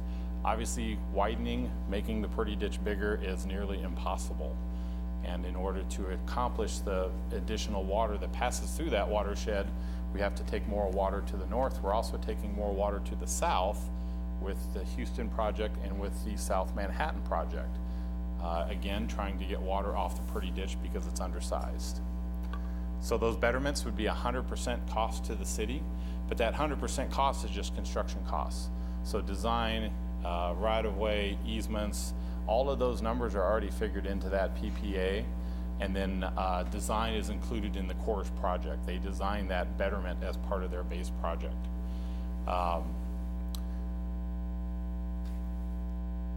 And then as part of those betterments, then that's the 100% city costs. Permitting, any fish and wildlife, any sort of permitting is included in this project. If we don't do this betterment as part of this project, all of those costs would come back to us. Design, permitting, any fish and wildlife, any endangered species, any of those costs would be a separate cost to us then. Right now in the PPA, they're included. So if we don't do these betterments, we decide later that we want to do them, that's a significant cost back to us. And with that, I'll stand for questions. Does the city have an opportunity to have input into the criteria in this document, or is this something that's handed to you by the Army Corps of Engineers? Yeah, their legal team has reviewed it. Actually, this PPA is identical to what we sign with KDOT all the time, city-state agreements. In this case, it's a city-federal agreement, but the language is very similar. They've had their legal team review it. They've come to or send it along to us for execution. But the document itself is very similar to city-state agreements that we sign all the time.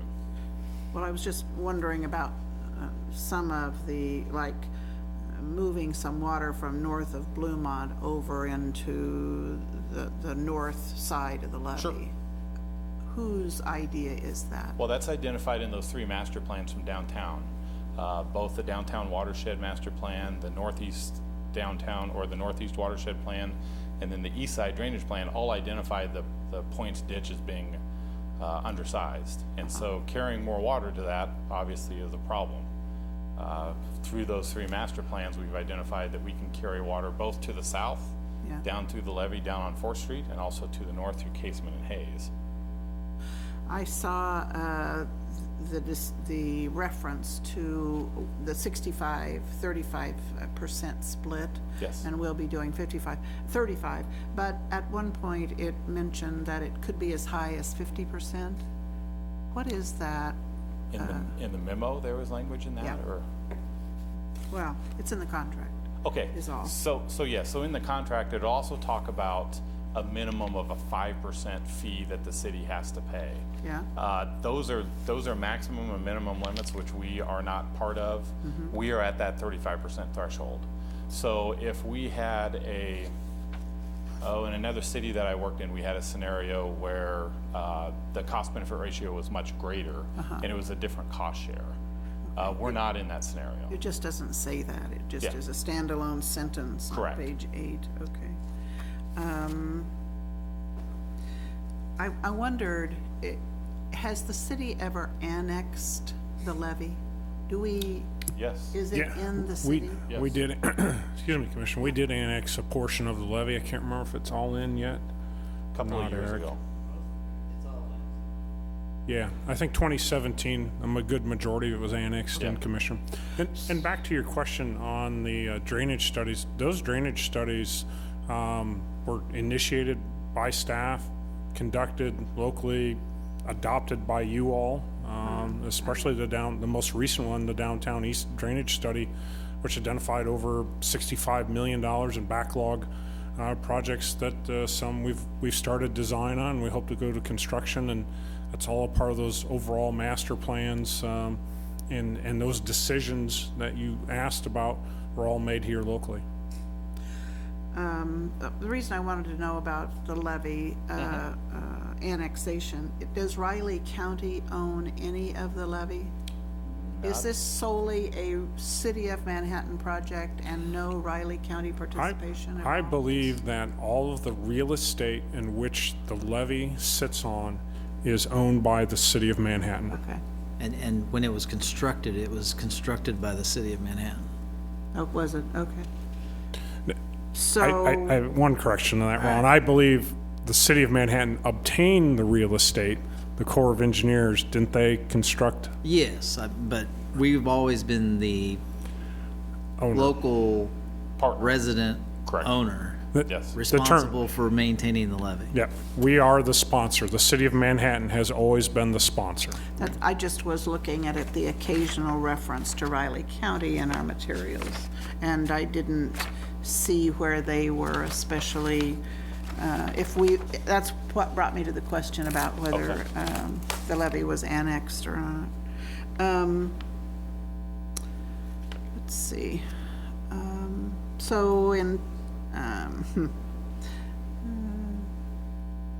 2015, when I was elected, this cost was $8 million, because I didn't. Our share was our $8 million. share. Yeah. Sure, our share, and so it just has gone up. But Through I think inflation. it was less than 35. I think it was an 80-20 split then, wasn't it? No. No, it's always been been this 65. rate. It's never, you're thinking of KDOT projects. KDOT projects Yeah, traditionally are 80-20. Well, I think that we've always had this $8 million figure with the levy, and I understand inflation, and I understand, you know, what. In the 2015 study, they estimated $24 million for the project. Okay, so now we're up to. Yep, now they're estimating just over 30. Yeah, okay.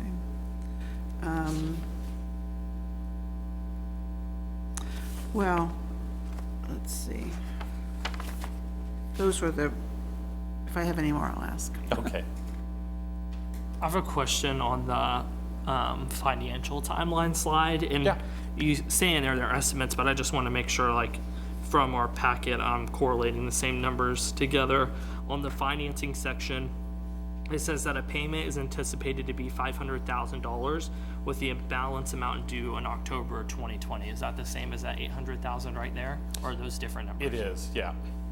Okay, so is it, what caused it to go from $500,000 to about $800,000? So it could still be 500,000. It all depends on the reimbursements that we get through the right-of-way acquisitions and how those all of those in-kind services. Bottom line is it's a $10.3 million project to the City of Manhattan. If I deduct from column B because I spend more money on right-of-way, I'm spending more money in column C because I spent more money on right-of-way. Their estimate right now is roughly $1.3 million in property acquisitions. Is that first payment going to come, is that just bonded out, or is that coming from a different fund? And we would anticipate issuing construction notes for this project before we had to permanently finance it. Okay, and then also in that finance in our packet, under the finance section, it talked about the sales tax, but it talked about the two additional ways that we could fund this project, either through stormwater increases and fees, which were quite significant, as well as 2.2 mil increase. So, kind of couple questions. First question is, what does voting yes tonight actually legally obligate us to do? Are we for sure moving forward with the project if we vote yes? And then second is, why couldn't we wait to vote on this until after November? Why now? So two things. One, if you do vote yes on it, we've entered into a contract with the federal government to go to construction and to bid the project. That's what I assumed. The only way that project would not go forward is if it was over the estimated construction amount. Okay. Federal government's or the Corps of Engineers is authorized up to $35 million. If the bid comes in over 35 million, or a combination of bids and right-of-way and easement acquisition come in over 35 million, they have to go back to Congress to get federally funded, and we start all over again. Could be another 15 years. If we vote no tonight, then we send that packet back to the Corps of Engineers, and then they're gonna go do other projects with their money. Okay, so why do we have to vote on it tonight? Why couldn't? To keep that process moving forward, because they're federally funded in fiscal year 2021. So it kind of gives us an impossible decision, almost so like you're backing us into a corner a little bit and saying Well, it's now or never. This is the point where we have to make a decision. Are we moving forward with a project or are we not? So I just have to hope that the voters pass the sales tax in November, otherwise their property taxes are gonna go up by 2.5 million. Or their stormwater fees or some other source of revenue we're gonna have to come up with. That's correct. This is second, I brought this up last time and I know there's not a way around it, but it's again, kind of feels like the second meeting in a row where I'm voting on something where we really don't have a clear revenue source of how we're gonna pay for it. And that's kind of a consistent thing that comes up, so. But as far as all the sources of revenue, it could be sales tax, it could be property tax.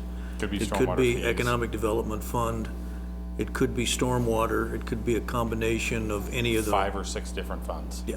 And we really have 4 years from the time we issue those construction notes to make that final determination. To make that And so decision. we kind of started this dance when we entered into the design contract with them to get to where we are today. Well, I'll just remind everybody that it's a $1.3 million payment a year, and we're arguing about during budget right now how we're gonna pay $300,000 in step increases. So, just wanna make sure everybody understands.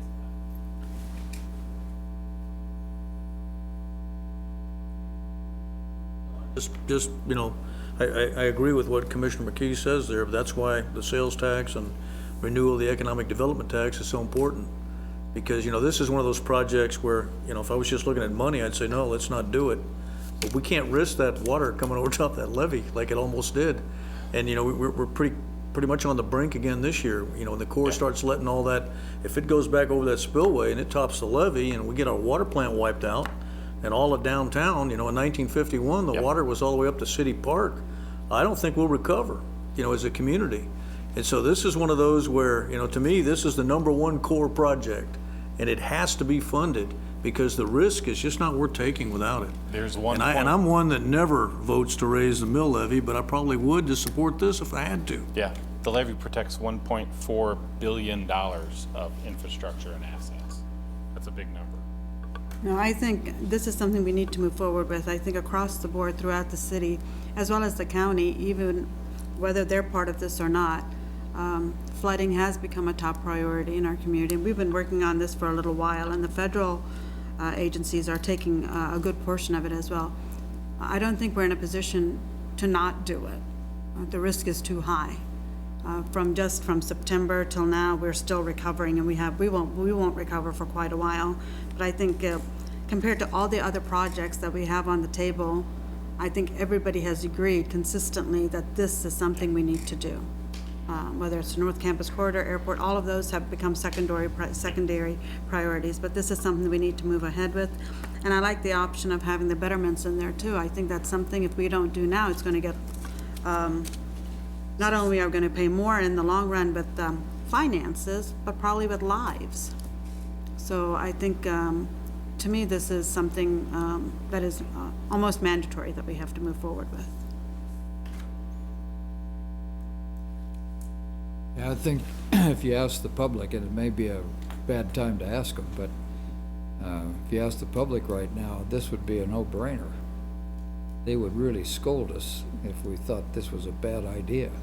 So, with all the other facts on the table, I mean, this is something that the federal government and our congressmen and senators worked hard on to get through. And if we decline, I think, I don't know about your 15 years, but man, it'd be hard to get them to take up another cause for us for some time if we don't take it up on, even though we have to pay 35%, we could never afford the 100%. The 100%, no. So, Just as the design fees alone would be $5 to $7 million. So we're paying $500,000. Let's ask for a public comment. Is there any public comment on this issue?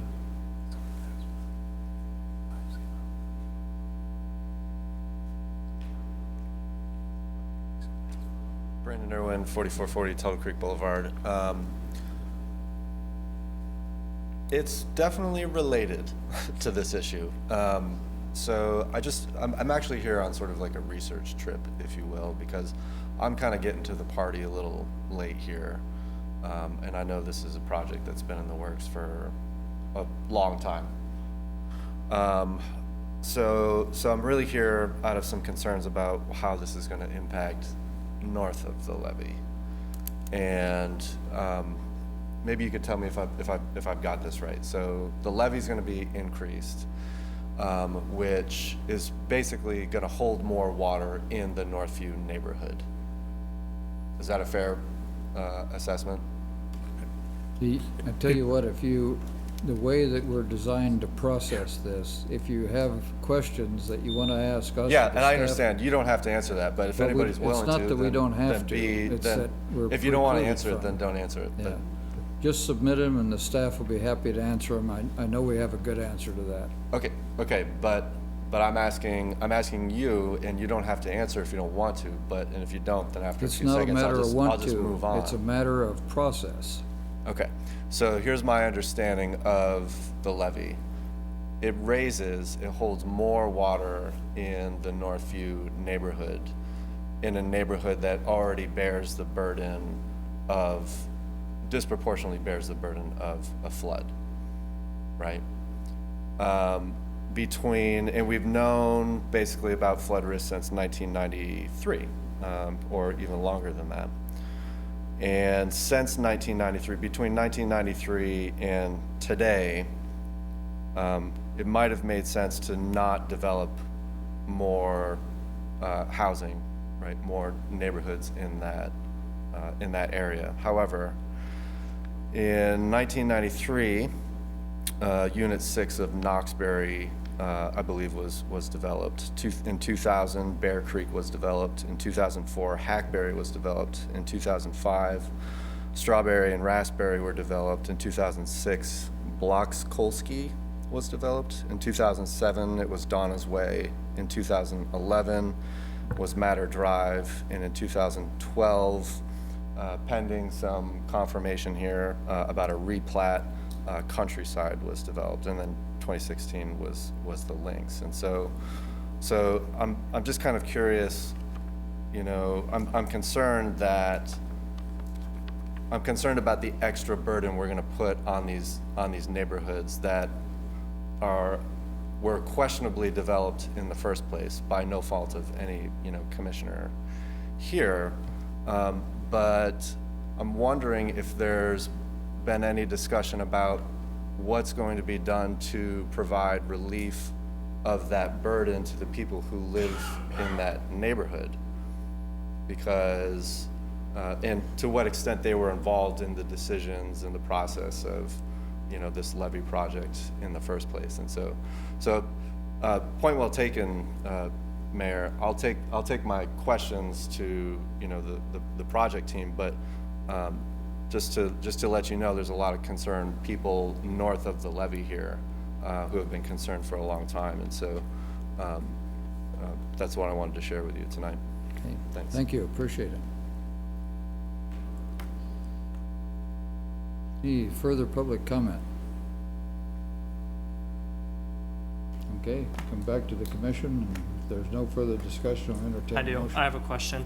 I have a question related to that, just because I've been hearing the same thing. I've got asked that several times. So can you explain how raising the levee would work and affect this neighborhood? Actually, we can answer both those questions. The impact to the north of the levee, Brian will pull up the feasibility report.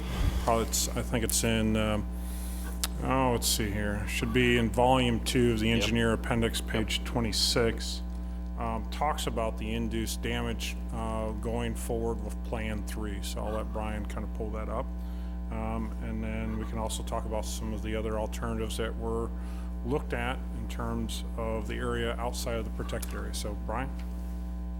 So from the feasibility study back in 2015 that came before the commission, this is the modeled induced damages with the Plan 3 alternative. So what this is modeling 100,000 CFS release from Tuttle. Huge number, twice what we've seen in the history. And this area in here, as you read through the study, the Northview area is roughly 5 to 8 feet deep with water. The induced damages are the modeled additional damages that would occur with the levee raise and 100,000 CFS. The yellow, so these and these, are water surface elevations that are less than an inch more higher than what it would be if the levee was the way it was today. The orange, this area, is 1 to 2 inches higher of water. And then the blues and the reds are 2 to 3 inches higher. So without the project in 100,000 CFS release, there's roughly 5 to 8 feet of water in Northview. With the project, there's roughly 5.1 feet to 8.2 feet of water. So it roughly raises it 1 to 2 to 3 inches.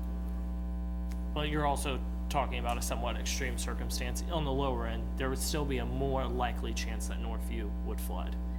No. No, I don't think that is correct. No, that's not correct. I guess I don't understand how in this model it can add 2 feet additional on top of 5 feet, but No, it's No, not 2 feet. not feet. 2 inches. Okay, still, I guess I don't understand how in this model it could add an additional. Because in this model with 100,000 CFS release, these areas are already 5 to 8 feet deep. So just so we have it on the record, under these circumstances, we don't see any likelihood that Northview would be more likely to flood, take on More water. likely to flood? No. Okay. No, absolutely not. The homes that are, the best way I can summarize it for you, Commissioner, because it's an excellent question by him and others and yourself, is that the homes that are already wet, we're talking about, I think the max on that is 0.4, which is 4 to 5 inches of more water on top of, some homes are gonna have 5 feet in it, they're gonna have 5 feet, 4 inches, or 8 feet, 4 inches. That's the induced damage with the raise. Does that make sense? Yes, and thank you for explaining to me. I get these questions a lot, and I'm And sorry if the I'm other sure you did. commissioners, this makes a No. lot of sense, but it didn't make a lot of sense to me. And that's why they modeled it, because of that exact question. So I appreciate that. This is in the 607-page feasibility study. It's actually in there several times because it was a concern. It was a big And I wasn't here in 2015. I know, and that's why I'm taking the time to explain, is that we want you to understand, and the community, that this was a concern for us as staff. It was a concern for the commission at the time, and they tried to address it the best they could in their analysis and so forth. The other thing, I don't know, Brian, if you want to go to, so the gentleman asked about relief to burden of folks outside of levee. So there was a northern Northview levee or alignment that was looked at, and there were some estimates in terms of what that would be. I believe the study indicated 3.3 miles of new levee. Yes. The levee would be anywhere between 30 feet high at the highest point, and the lowest elevation would be around 7 feet. The cost to benefit calculations for that, unfortunately, not, right there you go, that's a pretty good one too. 30 feet right there. Those were plans 6 and 7, and they were in excess of 50 million, I believe. And those alternatives, unfortunately, weeded out. And the Corps of Engineers didn't pursue any further analysis of plans 6 and 7. That's why the majority of the report has plans 2 through 5 that went to the highly detailed analysis. Plan 3 is what Brian briefed you all on, that was selected, the highest cost of benefit calculation. So it's not like we didn't look at alternatives for the area outside of the levee. Just understand that if the community or the commission wants to move forward, that's a burden that we would have to, it would be all on us. Yeah, okay. And then last thing I just want to say is, I understand the need for this and the high impact. I never had an intention not to support it. It just doesn't make me any less nervous about how we're going to pay for it a year or two from now, right?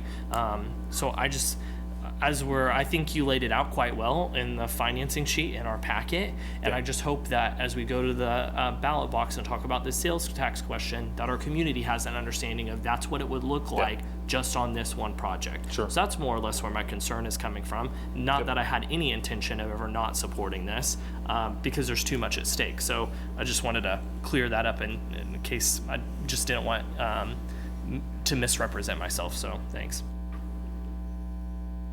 I just am interested in trying to do the best we can for the Northview area. Sure.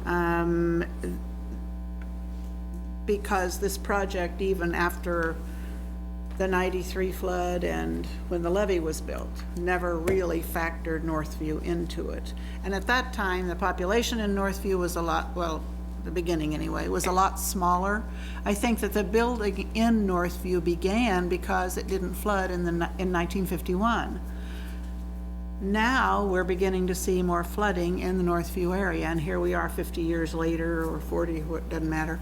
But we need to be thinking about whether to allow future development in Northview, because it's only getting worse. As far as, it's just like Wildcat Creek, it's only getting worse, and flooding doesn't usually lessen. So there's some long-term thinking here too, and it's obvious that we haven't really done it for 50 years, so we need to start thinking about it in the future. And I'm thinking of we've now built out clear to Marlatte in the Northview area. We're now crossing Marlatte and going still further north, and it's just as flat there as it is in the southern part, if there's a southern and middle. And so there's a payday on some of this. And the flood insurance rates for the people in Northview have gone up significantly. Those that were close to or impacted, as the FEMA flood maps are, the elevation raises for their different categories, and some of them are just buckling under the annual cost of that. Yeah. So we have to do a better job of looking after our residents. And so I'm just trying to be careful at every stage that we do the right thing. And I, as long as people are flooding because of decisions we have made in the past, then we're not doing good enough, and we have to do better. I plan to support this also. I mean, this is important to our community, but it does only surround the downtown and the older part of town. And so there's a big segment of the community, there's another area as big as this downtown area, but because it doesn't have businesses in it, it's not regarded as important. So it's just a trade-off, and it's kind of one of those kind of ethical things that you have to weigh and try to come up with the right answer. Sure. So. And in that breaching scenario that we just showed you, there's 11,000 people that have to get evacuated. You know, that's 20% of our city. So there is there's a pretty big residential area that will be also protected. This building itself would actually be in about 4 feet of water. I'd like to just call the question and make the motion. Authorize the mayor to execute public partnership agreement with the United States Army Corps of Engineers for the levee reconstruction project SM 1813. Second. I do have one more discussion item, at the risk of overplaying it, but Brandon asked, and I think Linda inferred, that somehow we had over time neglected to pay attention to zoning considerations or building permits in Northview. So can someone just quickly kind of say, is this the same condition that we would apply along Wildcat Creek, and how we do the consideration for elevation levels and those kinds of things? I'll take a stab at that.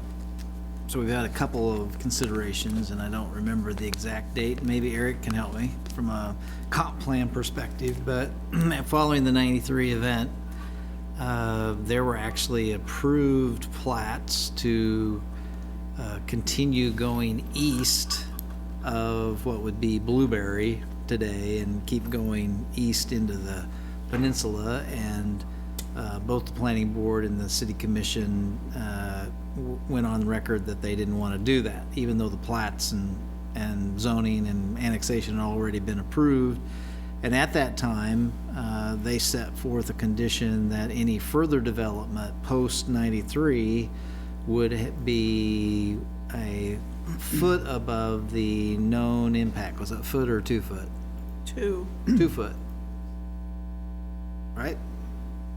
Well, and the other provision was in the comprehensive plan update that was done back in 2000 or so, there was no new development shown east of Casement East of Road Casement. because of the 93 event.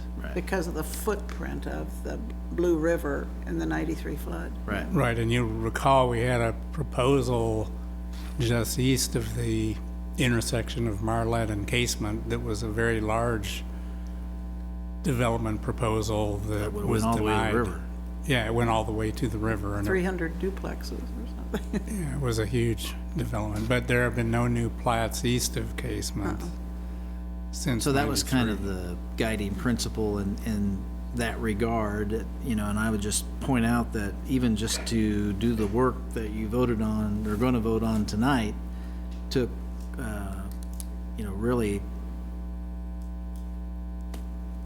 25 years since the event, you know, just to get the studies done. We did have, I think, a couple of Silver Jackets projects that looked at the modeling and different aspects for that corridor. We spent a lot of money on that corridor, and you know,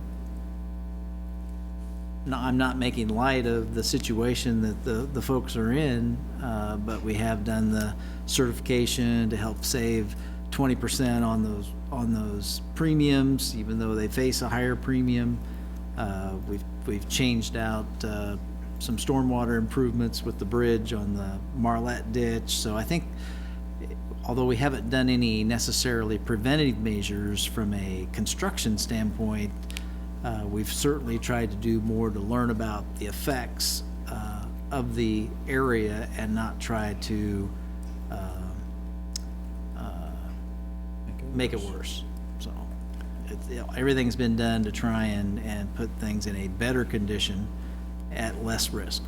Well, and Ron, we also did the future condition flood map, where it takes the comprehensive plan future map and assumes it's all built out and recalculates the floodplains, and we got FEMA to add those on our FEMA maps.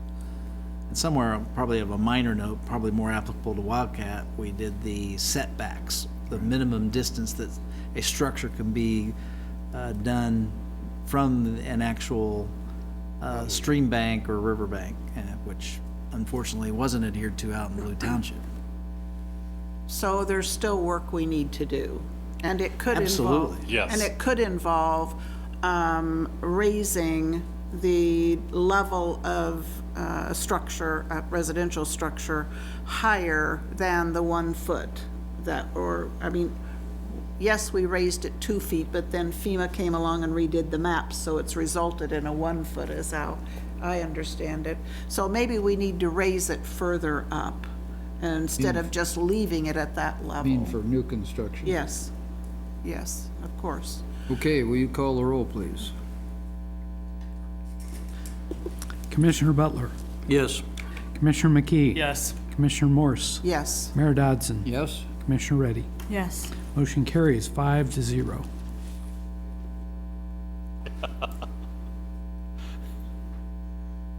Hey, good evening, Mayor, Commissioners. Brian Johnson, City Engineer. This is Kirkwood Drive Extension Project.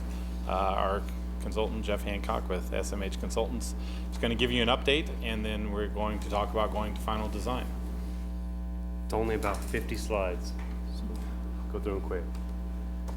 Just a little bit of history. So You have 53 minutes. in March of 2018, the commission approved the design build team for the rec centers, and we happened to be on that team as the civil, and we've been working on both sites since that date, basically. In September of 2018, last fall, the city authorized us to take a first look at an alternate connection between Walters Drive and Marlatt Avenue, basically on the west side of the Eisenhower School. So, and that was, in general, I think the idea was to create some better access to the rec centers, and also maybe do some work to improve the the safety at that intersection for the school and others in that neighborhood. It became known as the Kirkwood Drive extension because it's an extension of Kirkwood Drive. In October of 2018, the City Commission approved a 30 to 50% design contract with our company to basically take the plans a little bit farther along, identify some of the permitting issues, do some of the hydrology, hydraulics, those types of things, and try to tighten down the cost estimate somewhat.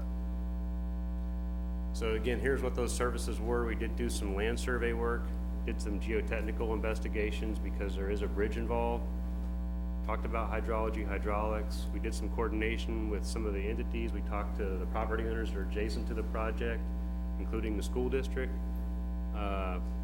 We have completed a 30 to 50% construction plan set, identified what kind of right-of-way needs there might be, and also completed a cost estimate for the project. What we found was we at first attempted to try to get this done with a box culvert bridge because, as many of you know, upstream of this on Tuttle Creek Boulevard is an existing box culvert structure. However, we weren't able to make that work for this particular crossing because of the hydraulics and hydrology and because of the storm event we're actually funneling down through that channel. The structure that's underneath Tuttle Creek Boulevard does not have the capacity to carry a 100-year event. It carries about a 50-year event. When a 100-year event does occur on that channel, it does not overtop Tuttle Creek Boulevard. It simply backs up into the ag fields that K-State owns to the west of Tuttle Creek Boulevard. So we've got a little bit of a buffer. However, the Kansas Department of Ag doesn't allow us to take that restriction into consideration. They're assuming that full 100-year event is going to come across and down that channel, which got us to the 30-40-30 haunch slab bridge design that we have come to.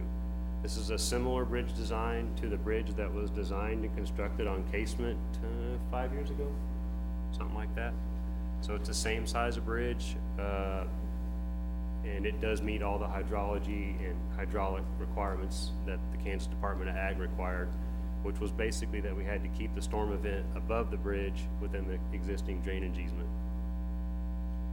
There are some easements that we've identified that are required from USD 383, and also some easements that are required on the Walters Morgan property that would be on the west side of the alignment. And the other part of this is there's a water line relocation that's required. This is what the cost estimate looks like. The road and bridge and the water main portion of the project we have estimated at about $1.7 million. Right-of-way acquisition is estimated at about $72,000. And then the contract before you tonight under consideration is for us to take the plans and basically finish them so the project can be built, and also to finish the right-of-way acquisition process. And that design contract is what you see there, $188,000, some change. So a grand total cost just under $2 million to do the project, which is in line with similar to the project that happened on Casement several years ago. This project does have a little bit more roadway associated with it. I'm just going to real quick walk through some of what the project looks like. So here's the existing middle school facility. Here's their existing turnaround drive in front, the horseshoe drive. The yellow is the planned addition to the middle school that USD 383 is taking on. This is the current layout and plan for the rec center and the new parking lot associated with the rec center. Our design extends Kirkwood Drive straight north, and it connects just to the west of, Rob, remind me of that street name? It doesn't matter. This goes into a subdivision to the north off of Marlatt. So this is Marlatt Avenue up here. North Wing Drive. North Wing Drive, thank you. This is the Marlatt Channel, and so as part of this project, we actually had to slide the bridge a little bit south to make room for what's called an approach slab on the end of the bridge, and also make room for guardrails. This has to do a lot with sight distance issues around guardrails and those types of things. So we've slid the bridge south, straightened out the channel. Just as a side note, the curves you see in the channel now were actually put in on purpose in 2006, I believe it was, as part of another project. that had to do with both the capacity of the channel and also water quality. So we're straightening that channel back out through this section. These 3 or 4 dark lines represent the north and south edges of the bridge, and then the 2 pier columns that will hold the bridge up in the center. So it's a 3-span bridge. The creek goes through the center span. It's difficult to see, but there's a green line right here. There's an existing 27-inch sanitary sewer that runs down the Marlatt Channel. One of the benefits of sliding the bridge to the south is that we're able to center, basically not have to do anything with that sanitary sewer line because it's centered between the 2 spans. So the relocation of that's not necessary. It would be very expensive to relocate that around the bridge because of the depth involved, because of the type of material we're in, and it's also a wet location, so it'd have to be entirely dewatered and bypass pumped during the construction process. So that's a good thing that we don't have to relocate that sanitary sewer main. However, there is a water main that also goes under the bridge. It is in conflict with some of the improvements, and so we're suggesting that that gets rerouted around the bridge to the south end. That's a fairly simple thing to do. It's shallow, not deep like the sewer, and we can control the grade unlike the sewer on it. Also, as part of the waterline project, the city has asked us to incorporate a connection between this main that runs down the Marlatt Channel and back down to a main that runs down Walters Drive to create some redundancy into that subdivision and subdivisions to the south. We do have planned, there's a sidewalk, currently a 5-foot sidewalk that runs down the south side of Marlatt Avenue. Many of you probably know that there's a linear trail master plan that exists, and that master plan calls for that trail to be to continue on from where it now ends at Turtle Creek Boulevard underneath the existing box structure and take that trail on to the east. And so knowing that that someday will happen, we've actually planned for an 8-foot wide sidewalk instead of a standard 5-foot sidewalk to come south down to the school to give that, you know, basically just provide a little bit more room, because we know that there's planned to be and already are some subdivisions to the north, and just knowing that kids are probably, and nor do we want them to ride their bicycles in the street, this gives them a little bit more room to walk and bicycle without having the full 10-foot wide hike and bike trail. So it's kind of meeting in the middle, I guess you might say, to get kids to the school. So that 8-foot wide sidewalk gets carried all the way down to here, and then the part of the horseshoe goes away, and we would reconnect the existing street that's in her drive that's in front of the school now, where the buses drop the kids off, extend it to the new extension. Along with that, there's some sidewalk improvements. For some reason, there was never a sidewalk constructed right in front of the school, which I think it kind of baffled all of us a little bit. But it does end just down here a ways, so we're connecting the sidewalk on through the project, and then we have a connection back up to the school through here where we'll actually cross that drop-off. Knowing that crossing that drop-off is not an extremely desirable situation because there's so much traffic there during certain times of the day, we actually have that designed as a raised crossing, so it elevates the students up above. And we'll do some stamped concrete and those types of things to bring notice to that location, and more or less acts like a speed table as well. Trying to think what else. So the big advantage for the school district on this project is their buses no longer have to come out to Walters Drive and then try to make a left turn, or even a right turn for that matter, at Turtle Creek Boulevard to get to the other side of town, or to get to places on the west side of Turtle Creek Boulevard. Under this scenario, their buses could go north on the new extension, turn and go west to the signal. It's a Turtle Creek and Marlatt Avenue, which is a vast safety improvement to what they do now. So, What are you planning for the intersection at Marlatt with regard to pedestrian crossing? Is there going to be a crosswalk there north of the bridge? yeah, across there'll be Marlatt? a crosswalk there, but there's no, that will be an unsignalized intersection. So there'll be no signal there or anything like that. Not planned anyway at this point. But there will be a crosswalk. There will be a crosswalk. Okay. And there is a, you know, I would guess, a large student population that comes from this neighborhood up here to the Sure. north. Back No, down. there are. Yeah. That's why Yeah. I'm thinking there has to be a crosswalk. There is already. At a yeah. minimum. There is a Yeah. pedestrian crossing across the channel on down here a little ways. But this Kirkwood goes directly up into North Wing, and then there are children that live in, is it Country Meadows or whatever that others, it's a fairly dense apartment complex over there. Yeah, Tuttle Big Creek one. Residency? I don't know. No, well, I'm reading it. Oh. Brian, you'll have to help me out here. Where'd Brian go?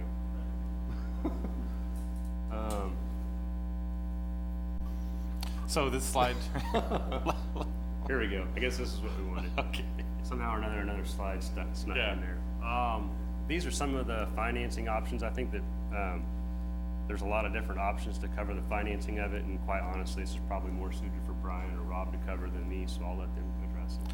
So there's several financing options available. Again, you know, back to the, we don't necessarily need to make a decision tonight. What we're asking for tonight is to go to final design and try to get a project shovel ready that maybe we can go look for some grants for. Right off the top though, there are several options available. Stormwater for the bridge, for the roadway, we could do a benefit district, we could do Eco-Devo, TDD, KDOT grants. There's all sorts of different ways we could do the roadway project. Again, we're not asking to go to construction tonight. We're not even asking to go to bid until we figure out this financing portion. What we're asking for is to approve a contract with Jeff to get us to final design so that we know what this project looks like. And with that, stand for questions. So the design cost is $188,810. Correct. And there seems to be a sense of urgency, or there isn't a sense of urgency? Well, obviously, we want to have this transportation piece figured out when the gym's open in late 2020, early 2021. We don't want to run any more traffic through that Walters intersection than we have to. The middle school is adding another grade school, so right away you're going to add a third more traffic than what you have today, roughly 200 kids or 300 kids. Then you're also going to have all the gym use too, not only at nights but also on the weekends. One of the things that Rob and I really worry about is a lot of those nights and weekends are going to be people that are from out of town, and they're not used to that Walters Drive intersection and the sight lines and the speeds that those intersections have. Is this something we could have thought of when we did the rec center sales tax initiative, or with the bond issue that the school is looking at? Is this a price we could have incorporated into either one of those? Could we have? I guess I would have looked at Bernie or, this is a roadway project and a storm sewer project. It's not a school project, so. But it's going to increase the traffic. Part of the reason we're doing it also because of increased traffic for those two reasons. This is actually a pretty old concept that Jim McCullough proposed to us a number of years ago. If you go back to the comp plan, please. So this slide was added, sorry Jeff to do an audible on you at 11:20, but this slide was added because part of the comp plan was a commercial node. Jim McCullough, when he was alive, the intent was that when we first started working with Riley County Public Works, because they actually reconstructed Marlatt Avenue between Tuttle Creek Boulevard and Casement, and we had all sorts of discussions out there with the Northview developers and so forth. And at that time, we just couldn't get a connection between Walters Drive and Marlatt. There just wasn't energy, there just wasn't movement. Well, Walters Morgan has purchased, and Jason, correct me if I'm wrong, they've started construction out at the tech park. I'm sorry, it's not the tech It's almost park. done. I'm sorry, Ron. It's almost done. So now you have a tenant that has a certain land use that most likely is going to change that land use. And we'll be able to perhaps hopefully get to something that's more compatible in that space. This creates a connectivity between Walters and Marlatt, and hopefully opens some opportunities for some sort of commercial neighborhood that really is lacking in Northview. So I don't want you to, this is a long-winded question at 11:20, or a long-winded answer, but this isn't a new project that just originated because of the two projects. It actually was proposed to us by a developer probably 10 to 12 years ago. Okay. No, I understand that. I think it's the financing situation that's again a little concern. And we'll probably get to that soon enough. It's good to have several options. And I think the TDD is what works. I'm in favor of that more so than a benefit district, so that anybody that goes through that area, everybody has some of it. And grants, looking at grants to fund it. But as far as just a design, I think I can support that for tonight. I'm getting a little tired, so I mean, with the time. Yes. So I'm I'd unable like to put my words together appropriately.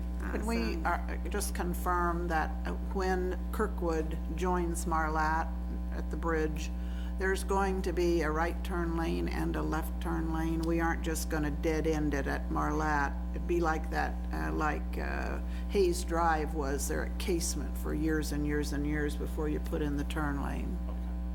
I don't think there's room. That's my concern. We've talked about the turn lane that's shown there now. Yeah. And I think what we've decided to do, the three of us anyway, in talking, is to plan for the turn lane, but probably not build it with this project. That right turn lane would get built, but the left turn lane that you see from eastbound would not get built. Maybe. I think where we left it was we would do a level of service analysis to just see if it's needed. If it's not needed, it won't be needed for some time. What do you mean? You don't think a left turn lane will be needed at that location? Well, if you think about it, there's just not a lot of traffic coming from the east that would want to go south on Kirkwood unless they're going to the school. No, I'm talking about leaving the site, going north. Oh, going north. Going north. Oh, Yeah. yes. Turning right or turning left, but the bridge is going to go really close to the street, so I don't know if you have much. Right. The bridge is a 3-lane section, so a right, a left, Okay. and then one in. So you'll have, all right, two northbound right there at the, Well, the road. it comes through a T, so it's a Yeah. right or a left. Yeah. There is no northbound, but you yes. said 3 lanes, so that'd be. One in, one left in- out, and one right out, okay. Your example of Casement Hayes was spot on. As you come up to Hayes, Casement, you got a right and a That left. was horrible for lots and lots of years. Go back to the other slide with all the yellow. This one? I just want to point out that all of that area there that's yellow north of Marlatt is scheduled to be residential, which is what I was talking about earlier, the use of that land and the potential for flooding. So anyway, it's just, there's an opportunity to try to do something about it. Thank you.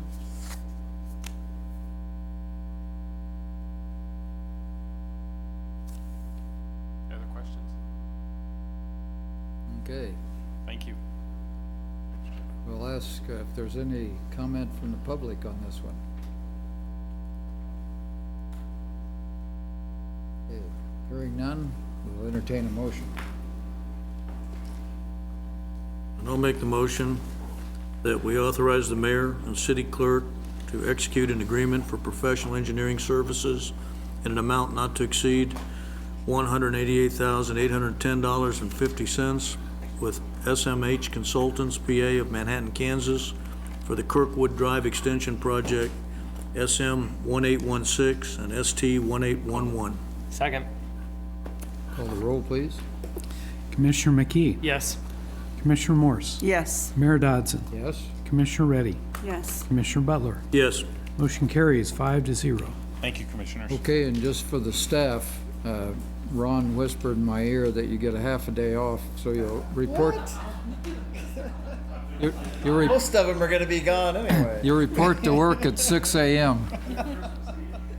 You probably thought you were getting the other half. Good call.